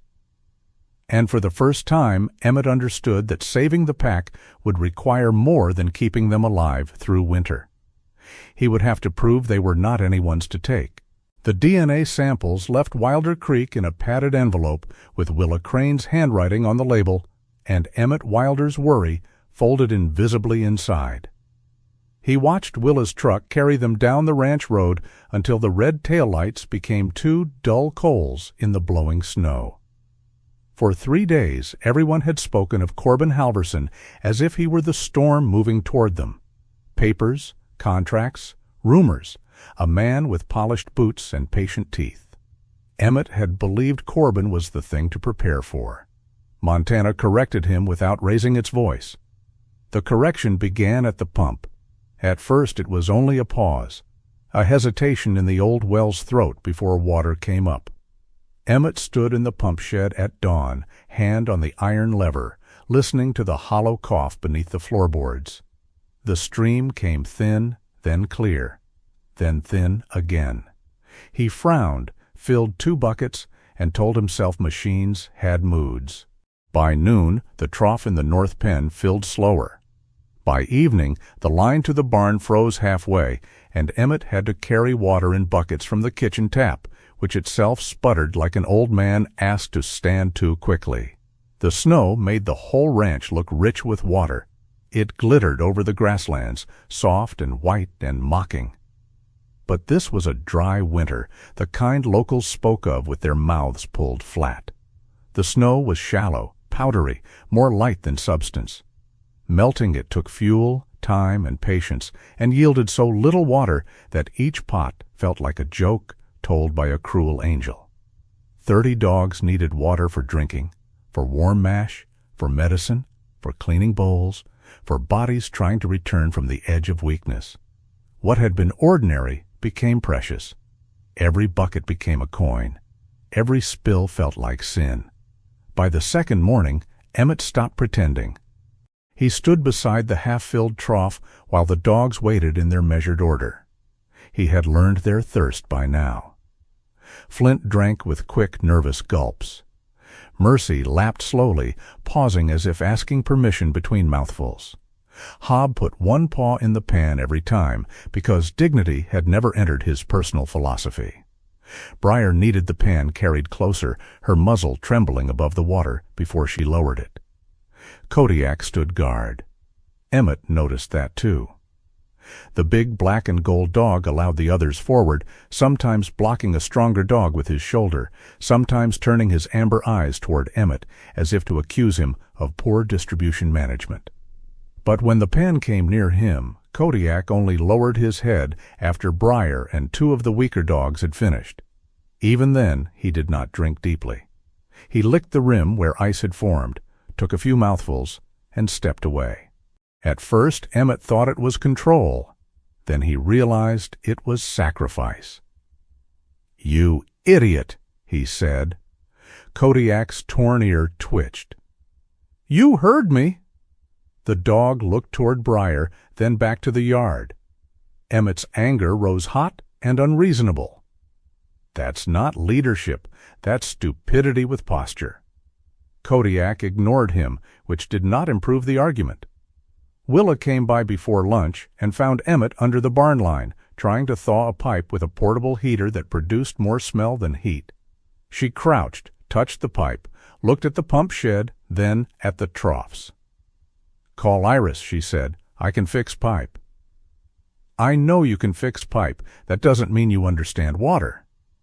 "I understand thirsty dogs." "That's not the same thing." She gave him a number and waited until he dialed it. Iris Calder arrived in a county utility truck that looked as if it had survived arguments with every bad road in 3 counties. She stepped out wearing a dark mustard canvas coat, green cargo pants, rubber gloves tucked into one pocket, and a pencil skewered through her brown hair like a warning flag. She was in her early 40s, sun-browned despite winter, with freckles across her nose and eyes that studied the ground before they studied faces. She did not introduce herself so much as begin diagnosing the ranch. "Pump age?" "Older than me in parts," Emmett said. "That's not an answer. That's a family curse." She walked the line from the pump shed to the barn, kneeling now and then to press her palm into the snow. She listened to pipes by touching them, She spoke to the well under her breath, not sweetly, but with the tone one uses for a stubborn mule or a bureaucrat near quitting time. Willa watched from the barn door. She does this. Talks to wells? Mostly they deserve it. Iris asked about the last heavy rain, the depth of the well, the old livestock system, any cisterns, any spring boxes, any abandoned lines. Emmett answered what he could. Most of what he knew came from memory, and memory in his family had always been stored in tools instead of conversations. Iris disappeared behind the equipment shed and returned with snow on her knees. "You've got an old secondary line back there," she said. "That doesn't work." Most things people say don't work were either never fixed or never forgiven. Emmett looked at her. She pointed uphill, where the pasture rose toward a low ridge, white with wind-blown snow.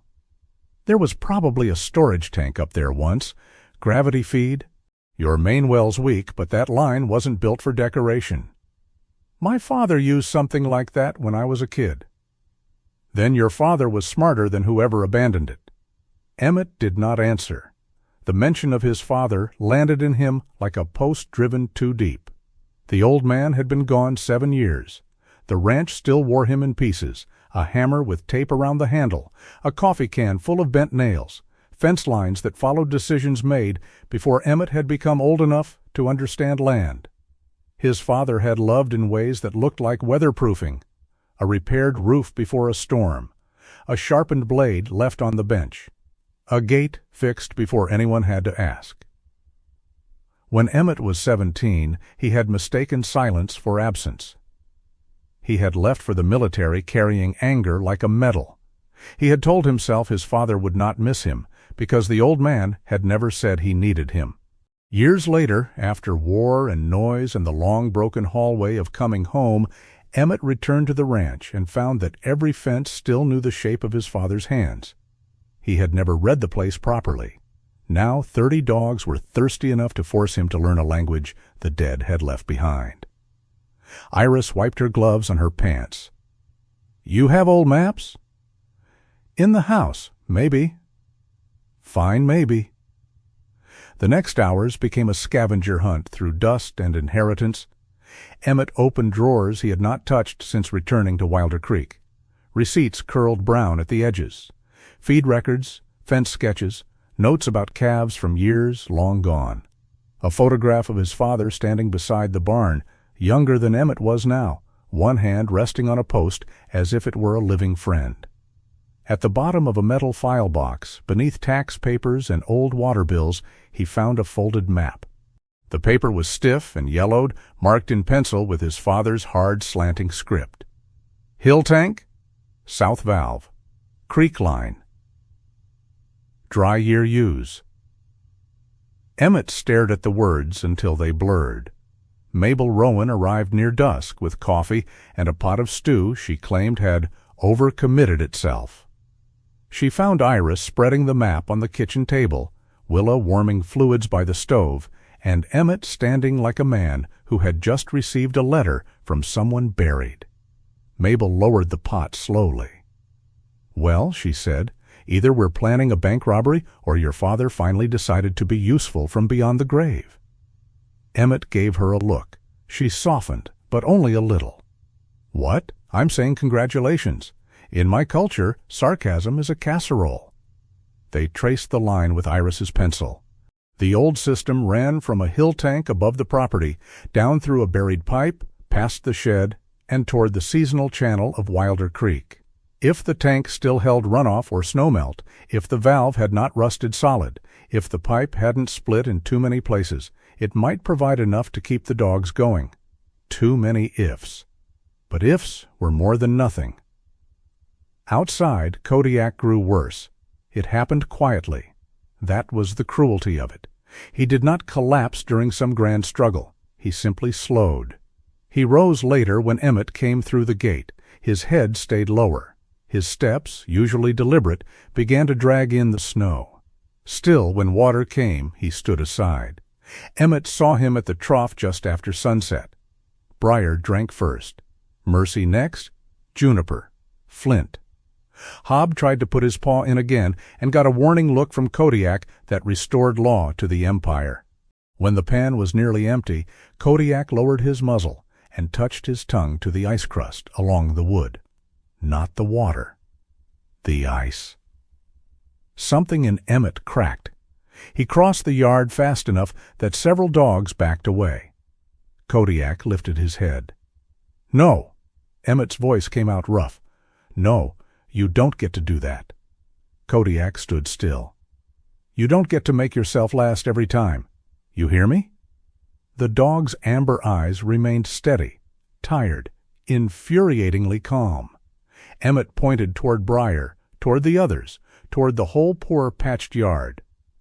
"They need you standing, not noble, standing." His own words struck him halfway through. They need you standing, not noble, standing. How many years had he done the same thing? Given away sleep, hunger, fear, grief. Offered every useful piece of himself to the mission, to the team, to the dead, to the version of himself who had never come back whole. He had called it discipline, duty, strength. Maybe some of it had been. Maybe some of it had been a slow emptying. He looked toward the pump shed, the weak well, the dry winter shining all around them. Inside, he was no better. A man could become a dry well and still stand upright for years. That night, Kodiak went down in the hay shed. Emmett found him beside Briar, not stretched dramatically, not lifeless, just folded too heavily into the straw with his head low and his torn ear flattened. His breathing was thin. His eyes were open, searching the pen, the gate, the dogs, counting them even from the ground. "Kodiak." The dog's eyes shifted to him. Emmett knelt so fast pain shot through his knees. He put one hand on the thick fur of Kodiak's neck and felt heat, tension, exhaustion. Not enough water, not enough food kept for himself. Too much guarding. "Willa!" he shouted, then remembered she was in the house and shouted again anyway.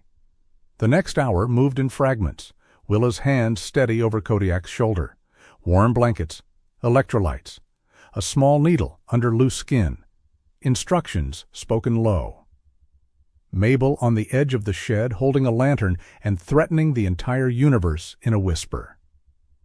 "If that dog dies because he insists on being a heroic fool," she said, voice trembling under the humor, "I will find him in both worlds and slap his furry head." "He's not dying," Willa said. It was not a promise. It was an order. Hal Mercer arrived without drama, called by Mabel or Willa, or perhaps by the strange town system through which bad news traveled faster than weather. He did not crowd the shed. He sat with Emmett on the porch while Willa worked, 2 mugs of coffee between them, steam rising into the dark. Emmett's hands would not stop shaking. Hal saw. Said nothing. For a long time the only sounds were the wind, Willa moving inside the shed, and Mabel pretending not to cry by aggressively organizing towels. Finally, Emmett spoke. "I don't know why I came back." Hal did not turn toward him too quickly. Emmett kept looking at the yard. "From the ambush? From all of it. I don't know why I'm here and they're not. I don't know what to do with that. I bought 30 dogs like a fool, and now one of them is on the floor because I can't even keep water in a trough."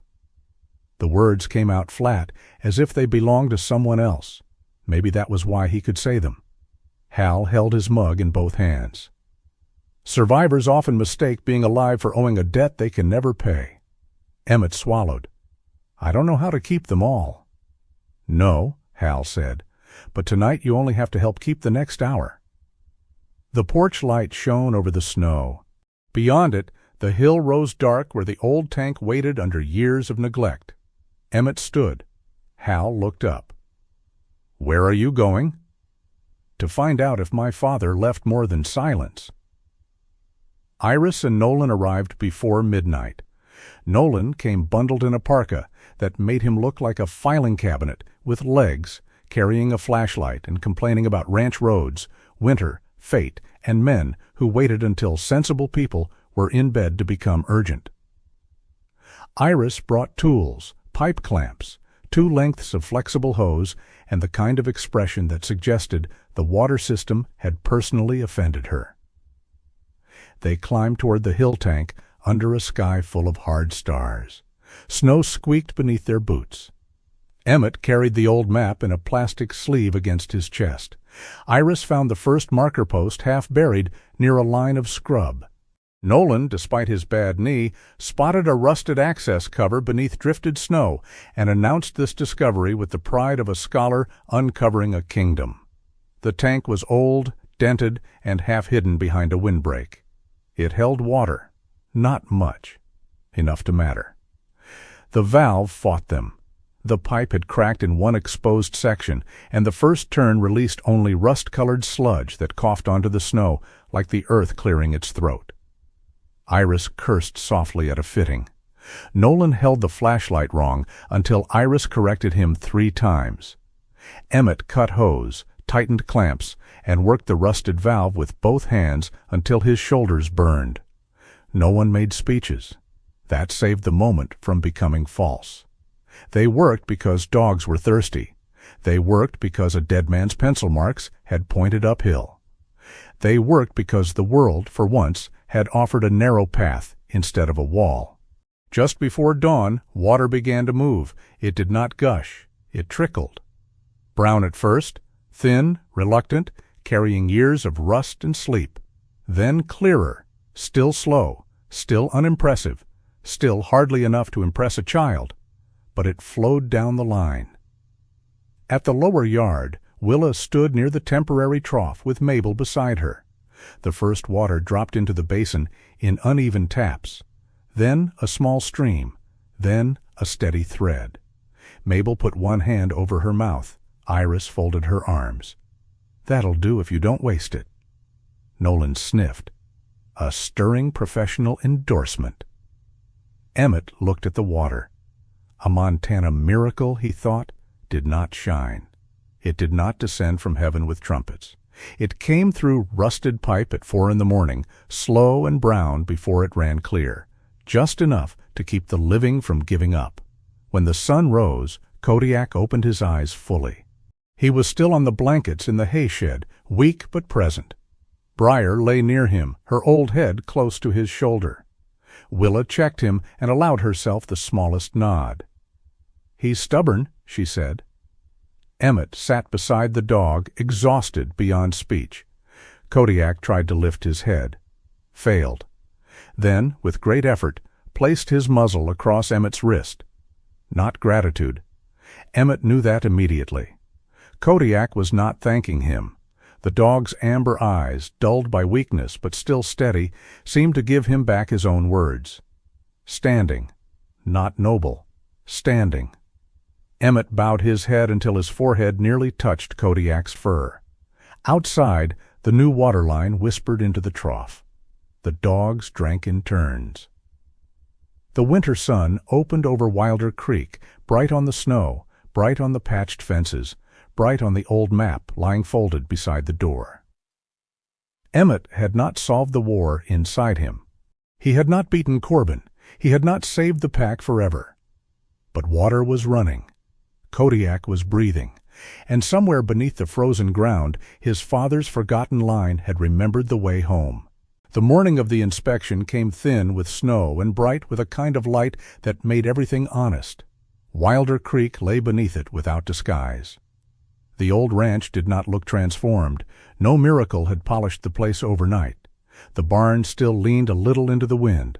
The fences still showed where Emmett Wilder had patched them with borrowed gates, harrow boards, salvaged wire, and stubborn late-night knots.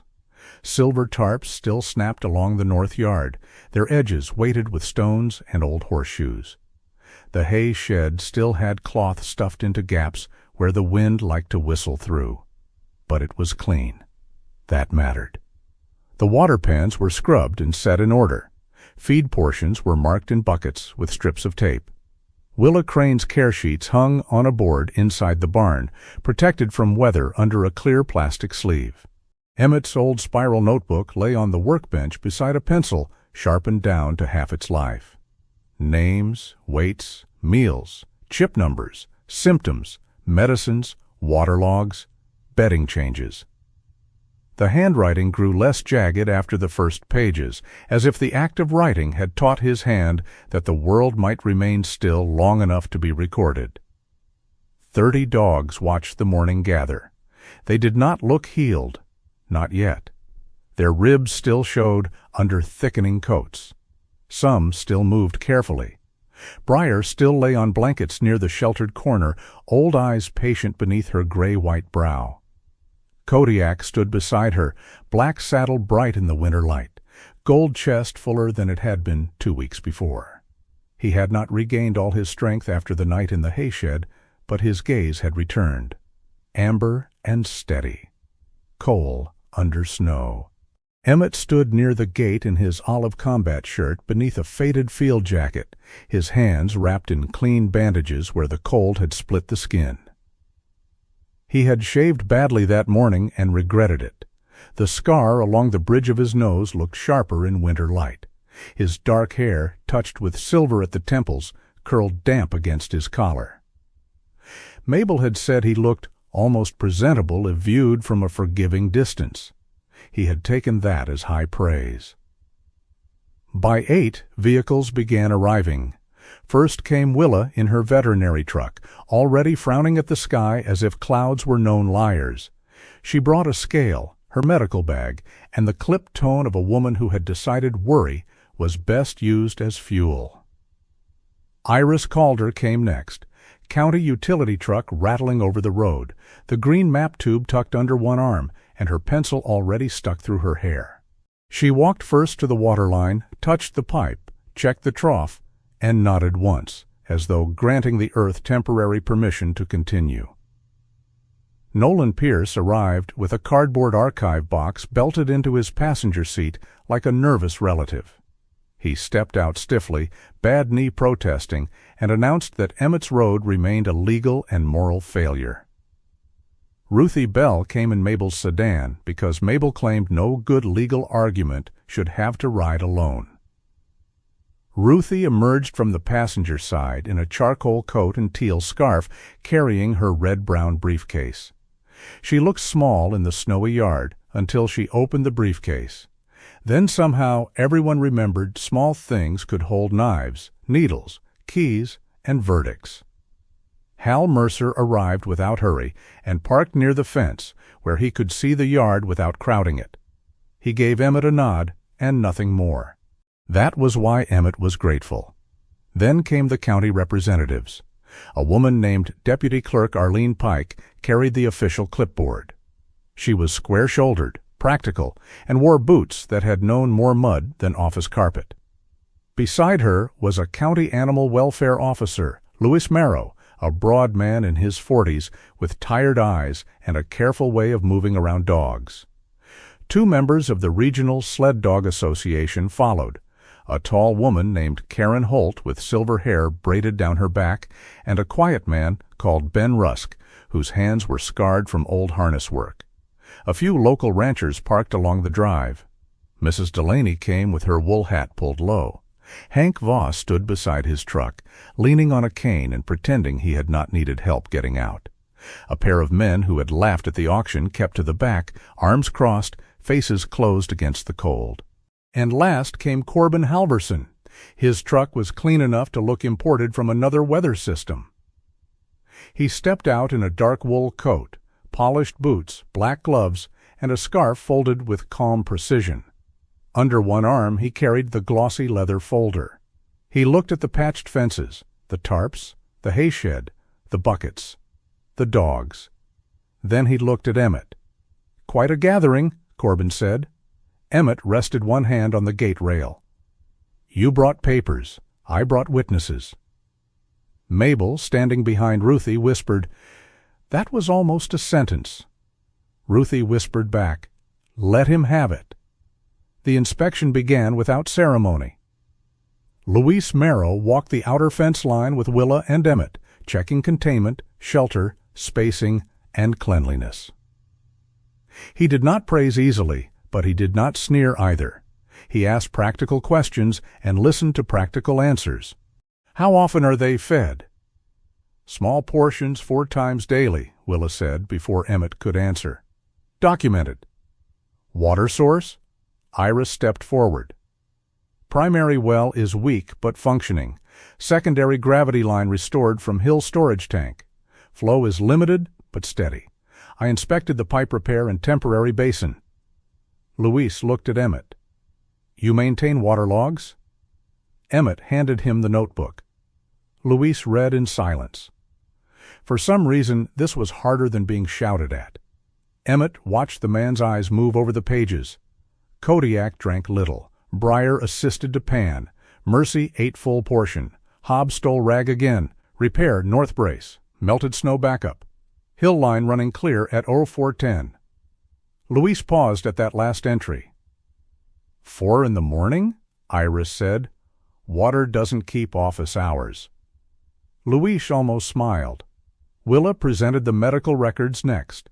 Weight gain, slow but steady. Hydration improving. Parasite treatment started. No large meals. Weak dogs separated. Bedding rotated. Breyer monitored twice daily. Kodiak treated for exhaustion and dehydration, improving. Not perfect, Willa said. Corbin's eyes lifted, interested. Willa turned toward the county officer before Corbin could enjoy the phrase. But appropriate for emergency recovery conditions and better documented than half the licensed operations I've seen. The air went still. Mabel looked at Corbin with the cheerful expression of someone watching a pie fall on the right person. Corbin said nothing. The Sled Dog Association members spent more time with the dogs. Karen Holt moved slowly along the fence, her silver braid bright against her navy coat. She did not reach through. She did not coo. She watched feet, shoulders, eyes, spacing, the way the dogs shifted around Breyer without stepping over her. Ben Rusk crouched near the gate and studied Kodiak. That male, he said softly, knows his yard. Kodiak stared back, unimpressed. He knows everyone's yard, Emmett muttered. Karen glanced at him. That can be a burden in a dog. Emmett heard more in that sentence than she may have intended. Nolan opened his archive box on the workbench inside the barn. The county clerk, Ruthie, Willa, Karen, Ben, and Corbin all gathered around, while Emmett stood near the door, close enough to see the dogs through the opening. The DNA results were not a banner unfurling. They were pages, graphs, marker lists, probability language, references to archive samples from a known Northstar branch. A careful confirmation that the dogs were closely related across several clusters, that many carried rare markers consistent with the last documented Northstar working lines, and that the chip numbers matched partial transport records Nolan had recovered from the old program. No one said, pure? No one said, miracle? No one said the kind of clean word that turns living animals into trophies. Nolan, to his credit, looked almost relieved by the messiness. Northstar was never a breed, he said, tapping one page with a bony finger. It was a working line, a hard one to define and a harder one to preserve. These results don't make them museum pieces. They make them historically significant animals with traceable records and related bloodlines that were thought mostly lost. Karen Holt nodded. That matters, but preservation without welfare is just vanity with paperwork. Emmett looked toward Kodiak. The dog stood beside Breyer, head high, torn ear catching light.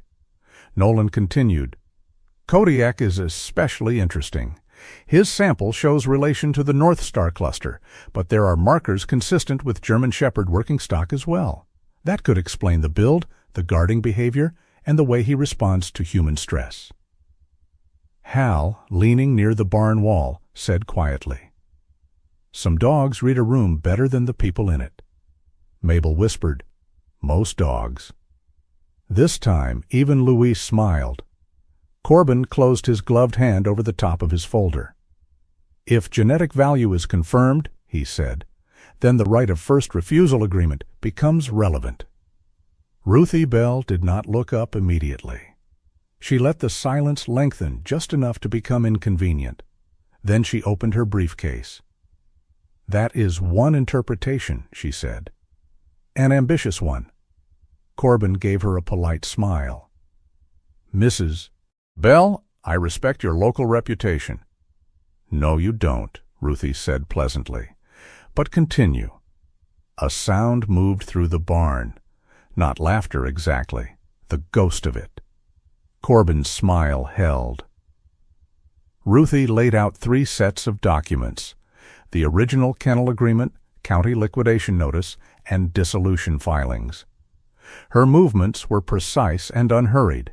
She did not attack the papers. She undressed them. The original agreement between Halverson Working Dogs and the former kennel did grant certain rights involving equipment transfer, name usage, and potential first refusal on specific assets before dissolution, she said. That much is real. Corbin inclined his head. Ruthie turned a page. It does not, however, grant an automatic claim over living animals sold through county-supervised liquidation after the kennel's legal authority had ended. Corbin's jaw tightened. Ruthie tapped the addendum. "This is the piece Mr. Halverson relies upon. Unfortunately for his confidence, it is dated after the entity lost authority to execute new breeding agreements." The listed signatory was no longer empowered to bind the kennel. The notary form code corresponds to a later year than the date printed here, and the language regarding genetic assets is broad enough to frighten a layperson and weak enough to annoy a judge. Mabel murmured, "I want that stitched on a pillow." Ruthie did not pause. "To be clear, I am not claiming every line is fabricated. I am saying Mr. Halverson has taken a real foundation, shifted a stone beneath it, and hoped the house looked sturdy from the road." Corbin's face did not redden. Men like him did not give that much away. Instead, he spoke gently. "Even if there are questions regarding past paperwork, there remains the matter of capability. Mr. Wilder's facilities are temporary. His resources are limited.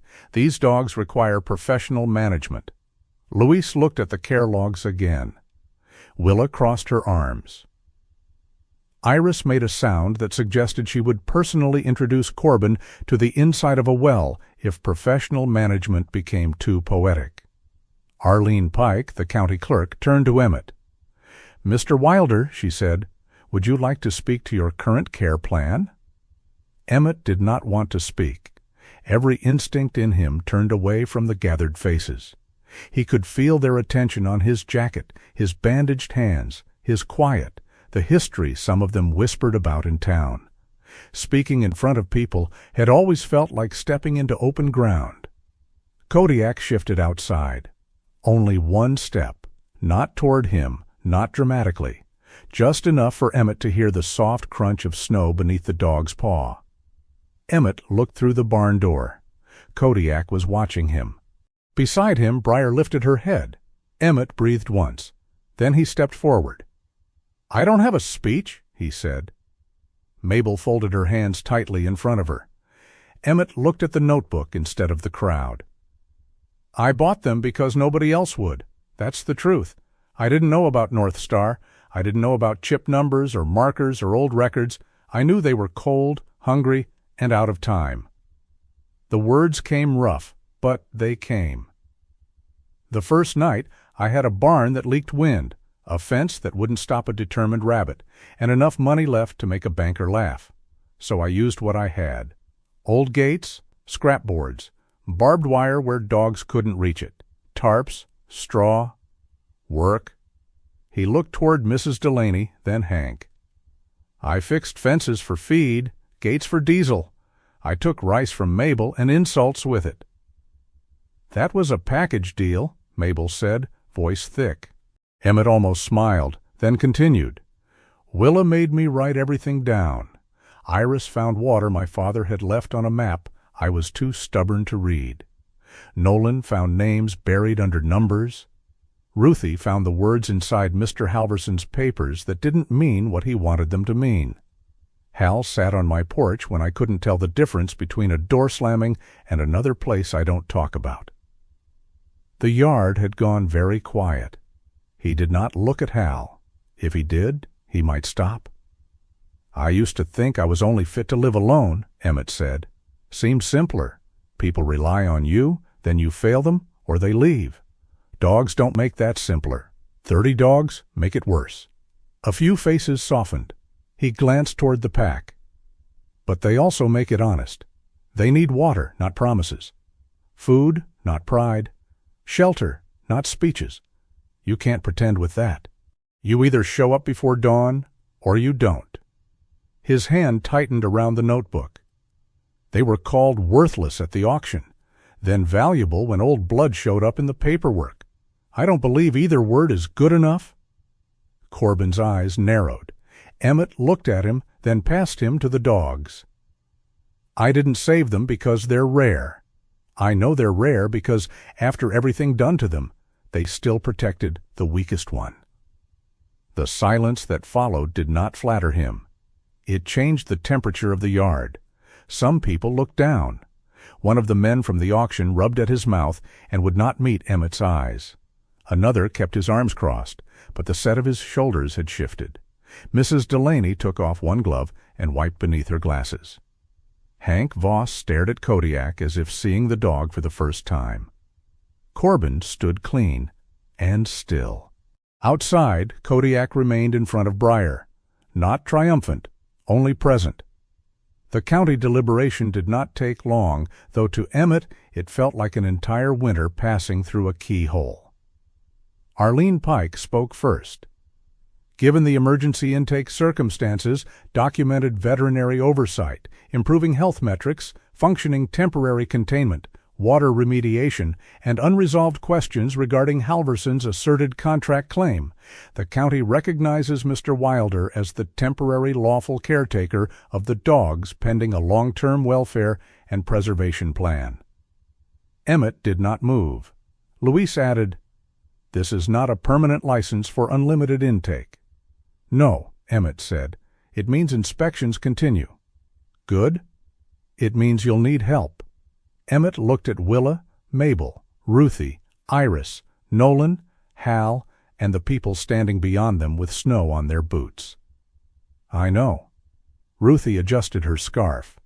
"As for Mr. Halverson's addendum, I will be forwarding my concerns to the appropriate civil office along with copies of the dissolution filings."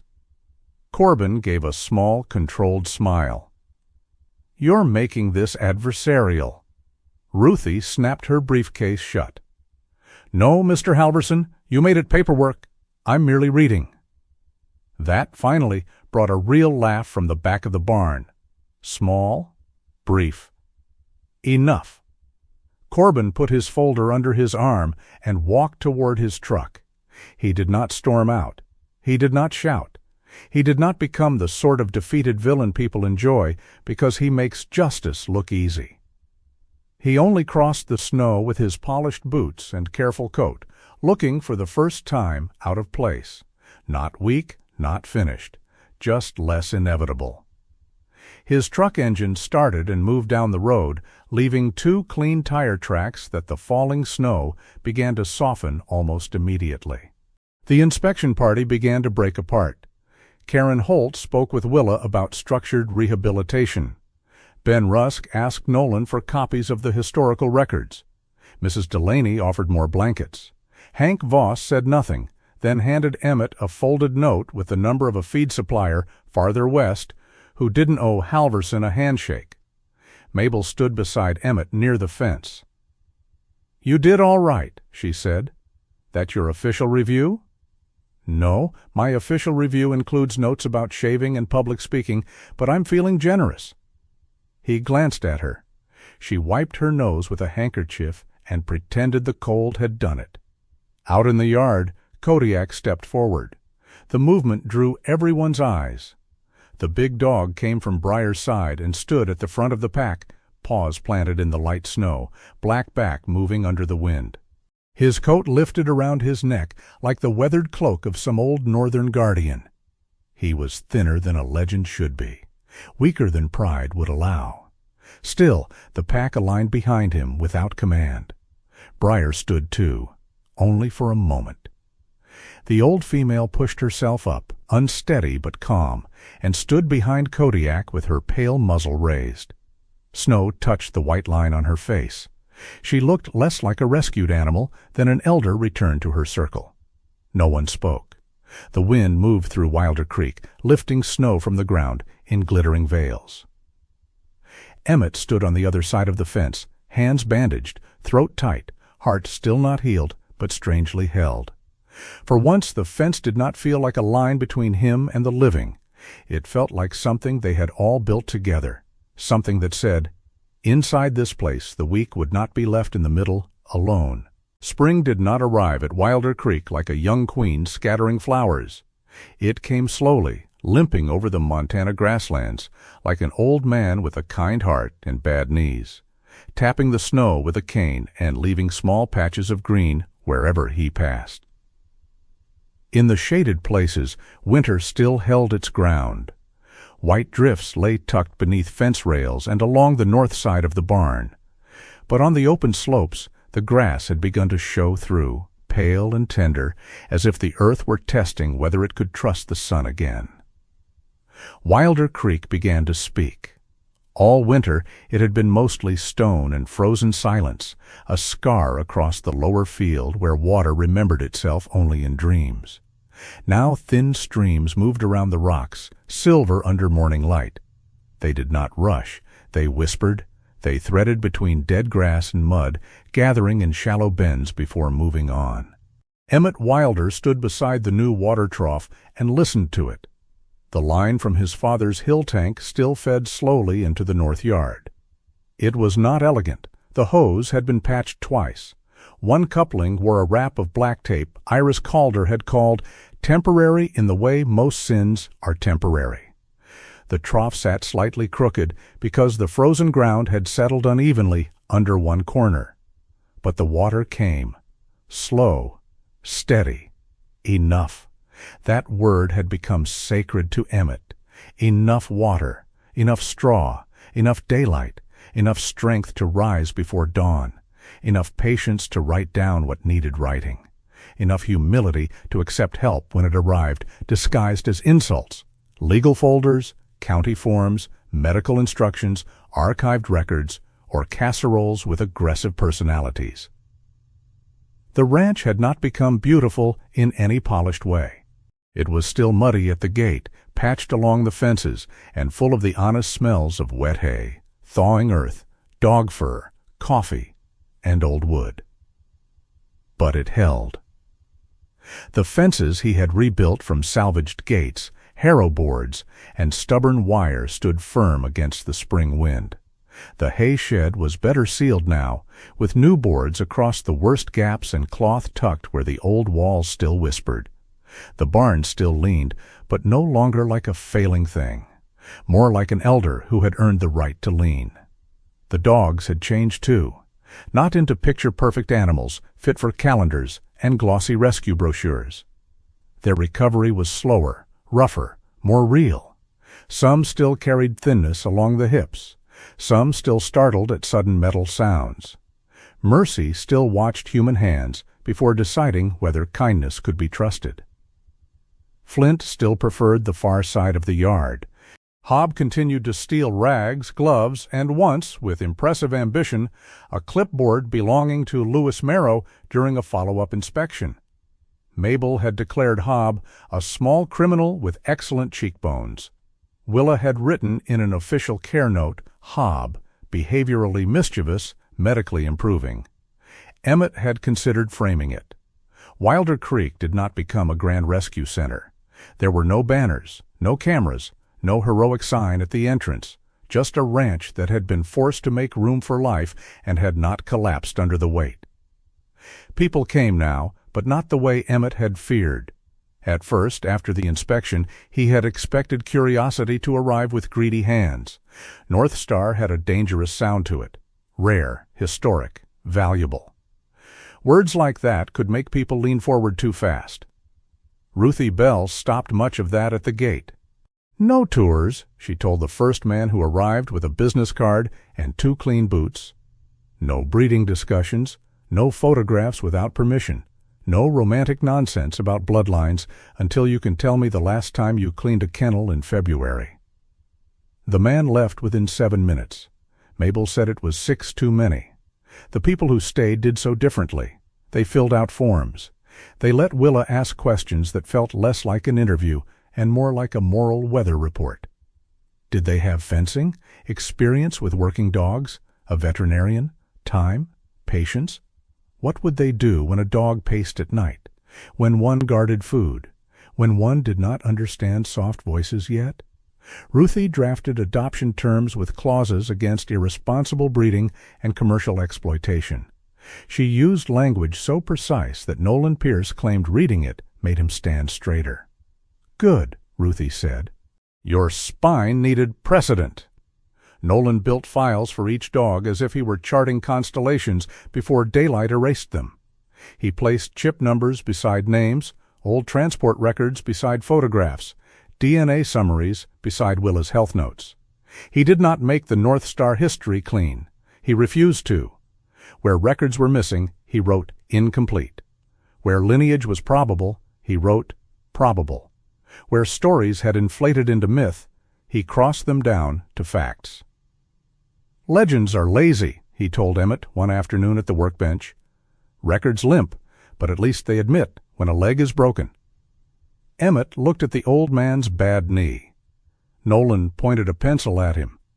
"Don't make the obvious joke. I have archival authority." The first dog to leave Wilder Creek was Mercy. She went with a retired couple who had worked border collies for 30 years and lived on fenced acreage west of town. The woman had soft hands but practical boots. The man crouched without reaching and let Mercy come to him in her own time. Willa watched from beside the gate.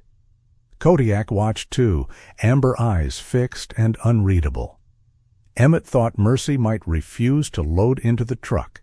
Instead, she turned once toward the yard, touched noses with Juniper through the fence, then stepped into the crate with trembling dignity. As the truck rolled away, Emmett felt something twist under his ribs. Mabel, standing nearby with a thermos, did not say, "You did the right thing." "That would have been too easy."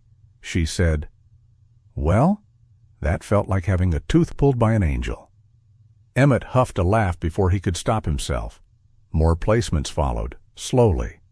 Flint went to a sled dog handler recommended by Karen Holt, a woman with quiet hands and a wide fenced run under pine trees. Juniper stayed longer, then chose, because everyone agreed it felt like choosing, a widowed rancher whose old sheepdog had passed the previous year and whose home was calm enough for a nervous soul to unfold. Some dogs remained at Wilder Creek because their bodies were not ready. Some because their minds were not. Some because the plan for the Northstar line required time, structure, and more wisdom than any single person could pretend to own. Briar stayed. No one argued otherwise. The old female no longer needed to prove anything to anyone.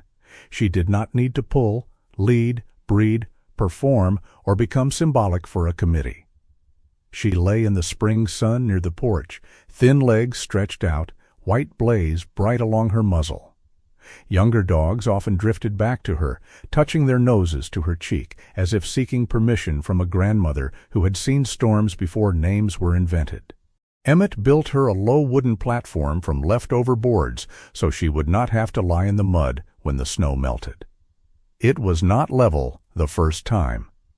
Briar climbed onto it, stood for 3 seconds, then stepped off and lay beside it. Mabel saw the whole thing. She has standards. Emmett fetched the level. Kodiak stayed too. There had never been much discussion about it, though Ruthie insisted the paperwork reflect reality and not romance. Kodiak was not a trophy, not compensation for Emmett's suffering, not a heroic dog awarded to a wounded man by the universe. He remained because the bond had formed in labor, fear, water, snow, and the quiet rituals of staying. When Emmett woke from bad dreams, Kodiak did not always rush to him. Sometimes the dog merely lifted his head from the porch and listened. Sometimes he stood in the doorway, filling it with his black and gold shape until Emmett could see the room again around him.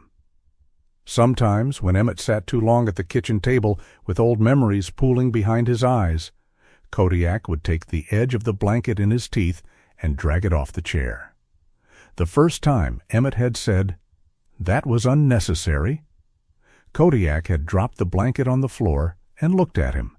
The second time Emmett had said, "I'm beginning to suspect you're rude." The third time he had gotten up and gone to bed. Mabel claimed Kodiak was the only creature in Montana capable of making Emmett obey a bedtime. Hal Mercer still visited, though never on a schedule Emmett could accuse of being treatment. He would sit on the porch with coffee or tea, sometimes saying little more than "morning" and "cold's easing." They spoke of gate latches, old dogs, sleep, and the strange exhaustion that arrived after a man stopped bracing for impact every minute. One afternoon, when meadowlarks returned to the fence posts, Hal said, "Peace can feel suspicious at first." Emmett watched Kodiak patrol the yard. "Feels like forgetting." "No," Hal said. "Forgetting is careless. Resting is not." Emmett carried that sentence longer than he expected. Corbin Halverson did not vanish from the world. Men like Corbin rarely did. Life was not a children's tale where the villain dissolved after one public defeat and left behind clean roads. The civil review of his paperwork continued. A few of his contracts were requested for examination. Suppliers who had once bent easily under his orders became slower to answer. People in town began asking questions with their chins raised a little higher. Nothing exploded. Things shifted. A feed supplier farther west began delivering to Wilder Creek once every other week. Hank Voss introduced Emmett to a hay grower who didn't care for men who smiled too much. Mrs. Delaney came by with blankets and left with 2 pages of Willa's instructions because she was considering fostering one of the older females after summer. Justice, Emmett learned, did not always arrive like thunder. Sometimes it sounded like a hammer, a steady tap along a fence line, a new brace, a repaired gate, a quiet refusal to let the same man own every road into town. On the last morning of the chapter of winter, though no calendar declared it so, Emmett opened the upper gate toward the hill. The snow remained in narrow white scars along the shaded places, but the path had softened. Grass showed through in patches, bright and fragile. The sky stretched clean blue over Wilder Creek, and the stream below murmured around stones like an old story being retold without bitterness. The dog sensed the opening before Emmett called. Kodiak stood at the gate, his body fuller now, though still lean, his torn ear sharp in the sun. Behind him gathered the ones still at the ranch, some strong, some slow, some young enough to toss their heads at the air as if spring itself were a toy. Briar stood beside the porch. She would not run. Emmett knew that. Her running days had passed into the pack's memory, where they belonged. But she stood in the sun with her head lifted, and for a moment every dog looked toward her. Even Kodiak. Emmett unlatched the gate. "Go on," he said. Kodiak moved first, not like an animal escaping, like a captain stepping onto a road finally cleared of snow. The pack followed. They ran up the slope in a loose, bright rush, paws striking mud, snow, grass, stone. A younger dog leaped at a melting drift and sent crystals flashing into the air. Hob attempted to overtake Flint and failed with grand enthusiasm. Juniper, still visiting before her final placement, bounded twice, surprised by her own courage. The older ones climbed slower, heads high, breathing steam into the spring morning. They were not running from a kennel, not from hunger, not from papers, not from men laughing beside an auction fence. They ran because the gate was open and no one had opened it to get rid of them. Emmett stood beside the fence he had built with split hands and borrowed boards. Briar watched from the porch, narrow face lifted, eyes half closed in sunlight. She looked like a lamp that had guided enough travelers through storm and was content now to burn low and warm. At the top of the hill, Kodiak stopped. He turned back. The black saddle of his back shone against the blue sky. His gold chest rose and fell. His amber eyes found Emmett across the distance. A truck on the county road honked once. The sound carried over the grassland. Small. Ordinary. It reached Emmett's body before his mind could prepare. For years, sounds had not stayed themselves. A slam became impact, a shout became command, a backfire became the beginning of loss. But this time, the horn remained a horn. It passed through the morning, bounced once off the barn wall, and disappeared over the thawing fields. Emmett inhaled cold air, mud, water, dog fur, coffee somewhere behind him, because Mabel had arrived without admitting she was early. He exhaled. Nothing broke. On the hill, Kodiak watched him a moment longer, then turned and trotted after the pack. Mabel stood beside him now, a red thermos in one hand. "Well?" she said softly. "Look at that." Emmett nodded. "You crying?" she asked. "No." "Good. Me neither." They both lied with dignity. That night, Wilder Creek settled under a clear sky. The dogs arranged themselves in the yard the way they always had when the weather cooled, stronger bodies outward, weaker ones within. Briar lay near the porch, wrapped in a clean blanket, Hob curled not far from her with one of Emmett's old gloves tucked under his chin like stolen treasure. Kodiak took his place near the door. Emmett stood in the kitchen for a long time before turning out the light. The house felt different, not repaired, not new, but inhabited. His father's old map was folded on the shelf near the window beside the notebook full of names. The fence stretcher hung by the door. A pair of muddy boots sat beside a pan of dog towels. The room held coffee, dust, wood smoke, and something quieter than happiness. Trust, perhaps, or the beginning of it. Emmett went to bed. Not the chair, not the couch.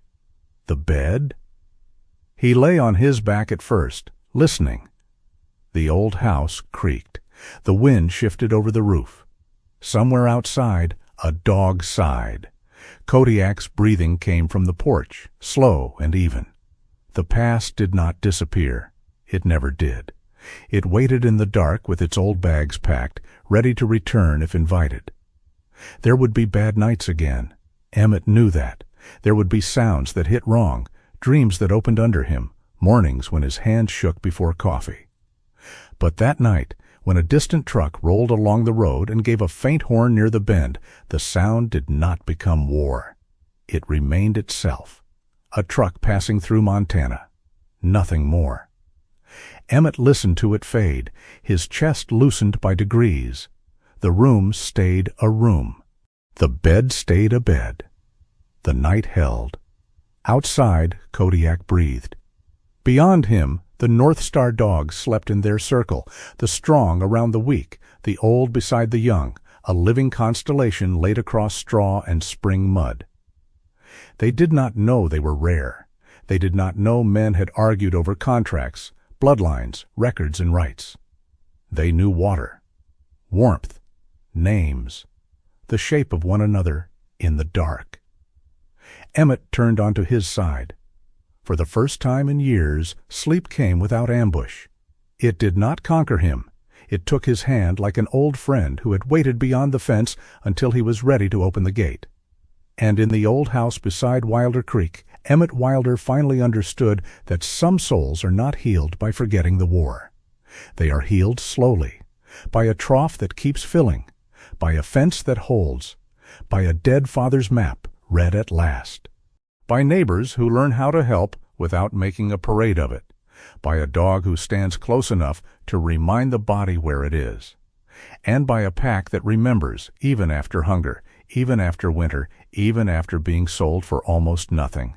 How to come home together. Maybe the greatest miracles are not always thunder in the sky.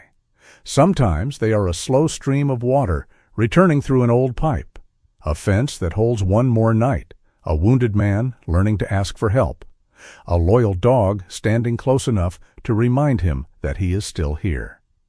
Emmett and Kodiak's story teaches us this. Healing does not always come by forgetting what hurt us.